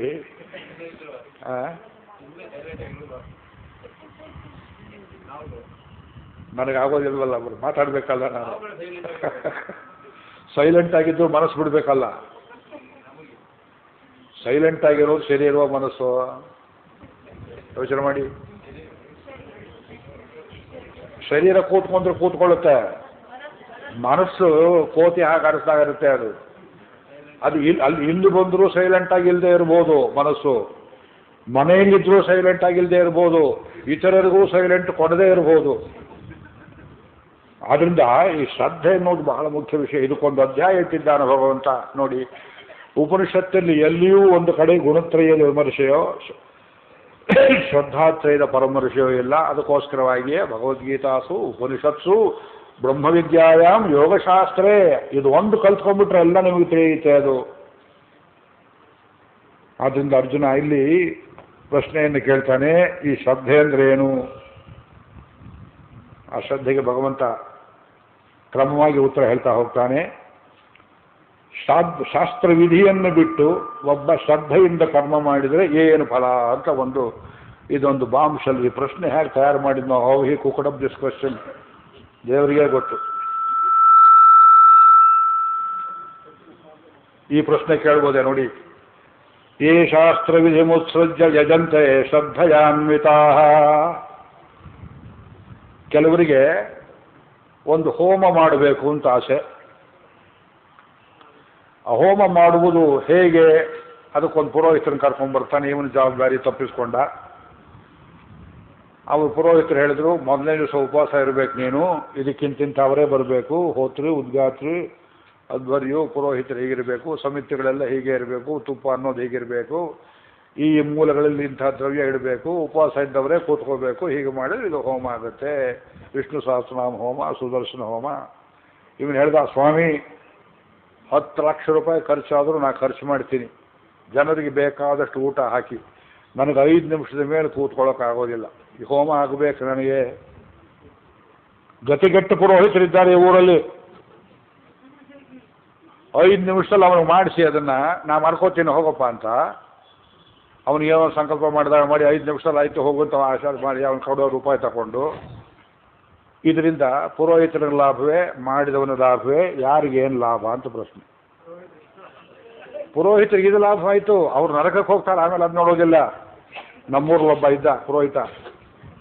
ನಾನು ಯಾಕೆ ಇಷ್ಟು ಉಗ್ರವಾಗಿ ಹೇಳ್ತೇನೆ ಅಂದರೆ, ಗೀತೆ ಓದಿದ ಮೇಲೆ ಧೈರ್ಯ ಬರುತ್ತೆ, ಅಲ್ಲಿಲ್ಲ ಧೈರ್ಯ. ಅವನು ಊರಿನಲ್ಲಿ ಎಲ್ಲರ ಮನೆಯಲ್ಲಿ ಯಾರು ಕರೆದು ಹೋಗಿ ತಿಥಿ ಮತಿ ಯಾರ್ಯಾರಿಗೆ ಬದುಕಿದ್ದವರಿಗೆ ಸತ್ತವರಿಗೆ ಎಲ್ಲರಿಗೂ ಮಾಡಿಸೋನು. ಸ್ವಂತ ತಂದೆ ತಾಯಿ ಸತ್ತವರಿಗೆ ಯಾವತ್ತೂ ಮುಂದಿರಿಸೋ ಶ್ರಾದ್ದ ಮಾಡಲಿಲ್ಲ. ಯಾಕಯ್ಯ ಅವ್ರ ಮನೇಲಿ ಹೋಗಿ ಹೇಳ್ತೀಯ ಮಡಿ ಮಾಡಿಸ್ತೀಯ, ಇಲ್ಲೊಂದು ಕಾಲು ಅಲ್ಲೊಂದು ಕಾಲು ಇಷ್ಟು ತರಬೇಕಂತೆ, ನಿಮ್ಮ ಮನೇಲಿ ಅಪ್ಪ ನಮ್ಮ ಮಾಡೋದಿಲ್ವಲ್ಲ ಅಂದರೆ, ಅವರೆಲ್ಲರ ಮನೆಯಲ್ಲಿ ನಾ ಶ್ರಾದ್ದ ಮಾಡೋದು ನಮ್ಮ ಅಪ್ಪ ಅಮ್ಮನಿಗೆ ಎಂದ ಅವನು. ಇದು ಹೇಗಯ್ಯ ಅಂದೆ ನಾನು. ಅವನು ಹೇಳ್ದ, ಯಜಮಾನ ಸಂಕಲ್ಪ ಮಮ ಪಿತು ಪ್ರತ್ಯಾಬ್ಜಕ ಶ್ರಾದ್ದಂ ಭವತಿ, ಮಮ ಪಿತು ಅಂತ ಹೇಳ್ತಾನೆ. ಆಚಾರ್ಯ ಎಲ್ಲ ನೀ ಸೊಲ್ಲುಡುವೆ, ನೀವೇ ಹೇಳಿ ಅಂತಾನ. ಇವನು ಮಮ ಪಿತು ಅಂದರೆ ಇವರಪ್ಪರಿಗೆ ಶ್ರಾದ್ದ ಮಾಡಿದಾಗ ಆಯ್ತು ಹೊರತು ಅವನಿನ್ನೂ ಬದುಕಿದ್ದಾನೆ. ಅವನು ಶ್ರಾದ್ದ ಯಾರು ಮಾಡ್ತಾರೆಯೋ ಗೊತ್ತಿಲ್ಲ. ಇಷ್ಟು ಬುದ್ಧಿ ಇರೋವನ್ನ ಬುದ್ಧಿಹೀನ ಅಂತೀರಾ, ಕುತರ್ಕ ಅಂತೀರಾ, ವಿತರ್ಕ ಅಂತೀರಾ, ಸತ್ತರ್ಕ ಅಂತೀರಾ, ಏನು ಹೇಳ್ತೀರ ಇದಕ್ಕೆ? ಯಾವ ಇದು ಅಲ್ಲ ಬ್ರಾಹ್ಮಣ ವೈಷ್ಣವ ಹೀಗೆ ಮಾತನಾಡ್ತಾನೆ ಅಂದರೆ ಅವರ ಅಪ್ಪ ಮಾಡಿದ ಪಾಪವೇ, ಇವನ್ ಪಾಪವೇ? ಅದೆಲ್ಲ ಅದು ಹಾಗಾಗಿದ್ದು ಯಾಕೆ ಅಂತ ಪ್ರಶ್ನೆ. ಅವನು ನೋಡಿದ್ರೆ ಆಶ್ಚರ್ಯವಾಗುತ್ತೆ. ಹಲ್ಲು ಉಜ್ಜೋದಿಲ್ಲ, ಅತ್ಯಂತ ಕೊಳಕ, ಒಂದು ತುಂಡು ಛತ್ರಿ ಇಟ್ಕೊಂಡು ಅಲ್ಲಿ ಇಲ್ಲಿ ಓಡಾಡ ನಾಯಿ. ಅವನ ಬೀದಿಯಲ್ಲಿ ಬಂದ್ರೆ ನಾಯಿಗಳು ಬೊಗಳುತ್ತೆ ಅವನು ನೋಡಿದ್ರೆ. ಅಷ್ಟು ಹೀನ ಸ್ಥಿತಿ. ಕರ್ಮಫಲ. ಅಷ್ಟು ಗತಿಗೆಟ್ಟವರು ಇದ್ದಿದ್ದಾರೆ, ಬೇರೆಯವ್ರು ಪುರೋಹಿತಕ್ಕೆ ಹೋಗಿಲ್ಲ. ನೀವು ಕೇಳಿ ಬಹಳ ಒಳ್ಳೆ ಪ್ರಶ್ನೆ. ಆಲ್ಟರ್ನೇಟಿವ್ ಏನಿದೆ, ಶ್ರಾದ್ದ ಮಾಡೋದು ಸರಿಯಾದ ಪುರೋಹಿತರು ಸಿಕ್ಕಲಿಲ್ಲ, ನೀವೇ ನಿಮಗೆ ತೋರಿದ ಹಾಗೆ ಎಡೆ ಬಾಳೆ ಎಲೆ ದ್ರವ್ಯ ಹಸಿ ದ್ರವ್ಯಗಳನ್ನಿಟ್ಟು ಆಮ ರೂಪದಲ್ಲಿ ಮಾಡಿ, ಹಿರಣ್ಯ ರೂಪದಲ್ಲಿ ಮಾಡಿ, ಅವತ್ತೆಲ್ಲ ಪೂರ್ತಿ ಉಪವಾಸ ಇದ್ದು ಮಾರನೇ ದಿವಸ ಪಶುಗಳಿಗೆ ಗೋವುಗಳಿಗೆ ದಾನ ರೂಪದಲ್ಲಿ ಕೊಡಿ ಎಲ್ಲ ಹೇಳಿದ್ದಾರೆ. ಗತಿಕೆಟ್ಟ ರೀತಿಯಲ್ಲಿ ಮಾಡ್ತೇವೆ. ಪೂಜೆ, ದೇವರ ಪೂಜೆನೂ ಹೀಗೆ. ಶ್ರಾದ್ದದ್ದು ಎಲ್ಲರೂ ಎದ್ದು ಕಾಣುವಂಥ ವಿಷಯ. ಅದಕ್ಕೆ ಹೇಳ್ತೇನೆ, ಈ ಪ್ರವಚನ ಮಾಡ್ತೀವಿ. ಪ್ರವಚನ ಮಾಡಿಸೋದು ಹೇಗೆ ಮಾಡಬೇಕು ನೀವು? ಶಾಸ್ತ್ರವಿದೆ ಯಾವುದು? ಸರಿಯಾದವ್ರನ್ನೇ ಕರಿಬೇಕು, ಸರಿಯಾದ ರೀತಿಯಲ್ಲೇ ಕೂರಿಸ್ಬೇಕು, ಸರಿಯಾದ ರೀತಿಯಲ್ಲಿ ಆಸನ ವ್ಯವಸ್ಥೆ ಮಾಡಬೇಕು. ಆ ಟೈಮ್ ಏನು ವ್ಯವಸ್ಥೆ ಕೊಟ್ಟಿರ್ತೀರಿ ಅದನ್ನು ಕಾಯ್ಕೊಂಡು ಹೋಗಬೇಕು. ಗ್ರಂಥ ಬಿಟ್ಟು ಅತ್ಲಾಗಿತ್ಲಾಗಿ ಹೋಗಬಾರ್ದು. ಅದರ ಇಂಪ್ಲಿಕೇಶನ್ ಏನಿದೆ, ಲೌಕಿಕ ವೈದಿಕ ಎರಡರಲ್ಲಿಯೂ ಒಂದು ಶಾಸ್ತ್ರ ಮರ್ಯಾದೆ ಅಂತ ಇದೆ. ಮರ್ಯಾದೆ ಬಿಟ್ಟು ಮಾತನಾಡೋ ರೀತಿ ಆದರೆ ಅದು ರಾಜಕೀಯ ಭಾಷಣ ಆಗ್ತದೆ, ಪ್ರವಚನ ಆಗೋದಿಲ್ಲ. ರಾಜಕೀಯ ಭಾಷಣದಲ್ಲಾಗೋದು ಕೋಲಾಹಲ ಆಗುತ್ತೆ ಮನಸ್ಸಿನ ಮೇಲೆ. ಇದು ಕೋಲಾಹಲವನ್ನು ಎಬ್ಬಿಸಿ ನಿಮಗೆ ಅಲ್ಲಲ್ಲಿ ಉಪಶಾಂತಿಯನ್ನು ಮಾಡಿಕೊಡ್ತೇನೆ. ಇದು ದಾರಿ ಅಂತ ತೋರಿಸ್ತೇನೆ. ಹೋಗದೇ ಇರೋ ದಾರಿ ಯಾವುದು ಅಂತ ತೋರಿಸಿ, ಅದಲ್ಲ ಇದು. ಯಾವುದಕ್ಕೂ ಶಾಸ್ತ್ರವಿಧಿ ಅಂತಿದೆ. ಆದ್ದರಿಂದ ಯೇ ಶಾಸ್ತ್ರವಿಧಿ ಮುತ್ಸೃಜ್ಯ ಯಜಂತೆ ಶ್ರದ್ಧೆಯಾನ್ವಿತ. ಶಾಸ್ತ್ರ ಬೇಡ, ಶ್ರದ್ಧೆ ಇದೆ. ನಾ ಮಾಡಬೇಕು, ಮಾಡದೆ ಅಂತ ಇತರರು ಅನ್ನಬೇಕು. ಆದರೂ ನನಗೆ ಅದರಿಂದ ಏನು ಬರಬೇಕು? ತೇಷಾಂ ನಿಷ್ಠಾ. ಎಲ್ಲೋ ನೋಡಿದ್ದಾನೆ ಅರ್ಜುನ ಎಂಥ ಪಾಪಿಗಳನ್ನು. ಕೆಲವರಿಗೆ ಶಾಸ್ತ್ರವಿಧಿ ಇಲ್ಲ, ಆದರೆ ಶ್ರದ್ಧೆ ಅಂತೂ ಒಂದಿದೆ. ಇವರದ್ದು ಯಾವ ನಿಷ್ಠೆ ಇದು? ಸಾತ್ವಿಕೋ ರಾಜಸೋ ತಾಮಸೋ ಸತ್ವಮಹೋ ರಜಸ್ತಮಃ. ಅದಕ್ಕೆ ಭಗವಂತ ಹೇಳಿದ, ಇದು 3 ರೀತಿ ಇದೆಯಪ್ಪ. ತ್ರಿವಿಧಾ ಭವತಿ ಶ್ರದ್ಧಾ. ಅದು ಸತ್ವಾನುರೂಪ ಸರ್ವಸ್ಯ ಶ್ರದ್ಧಾ ಭವತಿ ಭಾರತ. ಶ್ರದ್ಧಾಮಯೋಯಂ ಪುರುಷಃ. ಪ್ರತಿಯೊಬ್ಬ ಜೀವಾತ್ಮನಿಗೂ ಶ್ರದ್ಧೆ ಇದೆ. ಒಬ್ಬ ಹೇಳ್ತಾನೆ ನನಗೆ ಯಾವುದರಲ್ಲೂ ಶ್ರದ್ಧೆ ಇಲ್ಲ. ನಾವು ಹೇಳ್ತೇವೆ ಶ್ರದ್ಧೆ ಇಲ್ಲ ಅನ್ನೋದ್ರಲ್ಲಿ ಅವನಿಗೆ ಶ್ರದ್ಧೆ ಇದೆ. ನೀವೇನು ಹೇಳಿದ್ರು ತಲೆಕೆಳಕೆ ಮಾಡ್ತಾನೆ ಅಂದರೆ ಉಲ್ಟಾ ಮಾಡೋದ್ರಲ್ಲಿ ಶ್ರದ್ಧೆ ಇದೆ ಅವನಿಗೆ. ಕೆಲವ್ರ ಹೆಸರು ಅವತ್ತವತ್ತಂತ ಹೇಳ್ತಿರ್ತಾರೆ, ಇವತ್ತು ನಾ ಹೇಳೋದಕ್ಕೆ ಅಪೇಕ್ಷೆ ಪಡೋದಿಲ್ಲ. ಏತಿ ಅಂದರೆ ಪ್ರೀತಿ ಅನ್ನೋದೇ ಸ್ವಭಾವ. ಯಾರೋ ಬಂದು ಸಾಮೂಹಿಕವಾಗಿ 4,000 ಜನ ವೀಣೆ ಕೊಳಲು ನುಡಿಸಿ ಅಷ್ಟೊಂದು ಜನಕ್ಕಲ್ಲಿ ರವಿಶಂಕರ್ ಅವರು ಒಂದು ಒಳ್ಳೆ ಕೆಲಸ ಮಾಡಿ ಮನಸ್ಸಂಯೋಗದಲ್ಲಿ ಮಾಡಿದ್ರು. ಒಬ್ಬ ಹೇಳ್ತಾನೆ ಸಾಮೂಹಿಕ ಸನ್ನಿ, ಮಾಸ್ ಹಿಸ್ಟೀರಿಯಾ. ಅವನ ತಲೆಗೆ ಹಾಗ್ಯಾಕೆ ಬಂತು ಅಂದರೆ ಅವನ ಕರ್ಮ ಎಷ್ಟು ಕ್ರೂರವಾಗಿದೆ ನೋಡಿ. ಮನುಷ್ಯರನ್ನು ದನಗಳು ಅಂತ ಕಾಣ್ತಾನೆ, ದೇವಸ್ಥಾನಕ್ಕೆ ಹೋಗೋರು ರಾಕ್ಷಸರು ಅಂತಾನೆ, ಒಳ್ಳೆ ಗ್ರಂಥಗಳನ್ನು ಕಾಮಸೂತ್ರ ಅಂತ ಬೈತಾನೆ, ಹಾದರದ ಕಥೆಗಳನ್ನು ಇದು ಜ್ಞಾನಪೀಠ ಪ್ರಶಸ್ತಿಗೆ ಅರ್ಹವಾದದ್ದು ಅಂತ ಹೇಳ್ತಾನೆ. ಅವನ ದೃಷ್ಟಿ ಯಾವ ಕಡೆಗಿದೆ ನೋಡ್ಕೊಳ್ಳಿ. ನಮಗೆ ಯಾಕೆ ಕೋಪ ಬರುತ್ತೆ, ರಕಶಿಕಾಂತ ಉರಿಯುತ್ತೆ ಅಂದರೆ ಸಮಾಜಕ್ಕೆ ಎಷ್ಟು ಹಾನಿಯಾಗುತ್ತೆ ಇಂಥ ಜನಗಳಿಂದ. ಆದ್ದರಿಂದ ಇದರಲ್ಲಿ ನಾವು ತಿಳ್ಕೊಳ್ಳೋದು ಹೇಗೆ? ತ್ರಿವಿಧ ಯಜನ, ತ್ರಿವಿಧ ಆಹಾರ, ತ್ರಿವಿಧ ಫಲ, ತ್ರಿವಿಧ ತಪ, ತ್ರಿವಿಧ ದಾನ, ಇದನ್ನು ಹೇಳ್ತಾನೆ ಭಗವಂತ. ಇದು 5 ಪ್ರಮೇಯಗಳಿವೆ 17ನೇ ಅಧ್ಯಾಯದಲ್ಲಿ. 14 ಮತ್ತು 17 ಒಟ್ಟಿಗೆ ಪಾರಾಯಣ ಮಾಡುವುದರಿಂದ ಈ ಗುಣತ್ರಯ ಶ್ರದ್ಧಾತ್ರಯದ ಸ್ವರೂಪ ಸ್ಪಷ್ಟವಾಗುತ್ತೆ ಮನಸ್ಸಿಗೆ. ಮೊದಲನೆಯದು, ಕೆಲವರು ದೇವತೆಗಳನ್ನೇ ಪೂಜೆ ಮಾಡ್ತಾರೆ, ಅಗ್ನಿಹೋತ್ರ ಮಾಡ್ತಾರೆ, ಅಗ್ನಿರೂಪದಲ್ಲೇ ಮಾಡ್ತಾರೆ. ಅಗ್ನಿಹೋತ್ರವನ್ನು ಎಲ್ಲಿ ಮಾಡಬೇಕು? ಸಮಿತ್ತು ಸೌದೆ ತಂದು ಅಗ್ನಿರೂಪದಲ್ಲಿ ಮಾಡಬೇಕು. ನೀರಲ್ಲಿ ಮಾಡ್ತಾರೆ ಸ್ವಾಮಿ, ನೀರಲ್ಲಿ ಮಾಡ್ತಾರೆ ಅಗ್ನಿಹೋತ್ರವನ್ನು.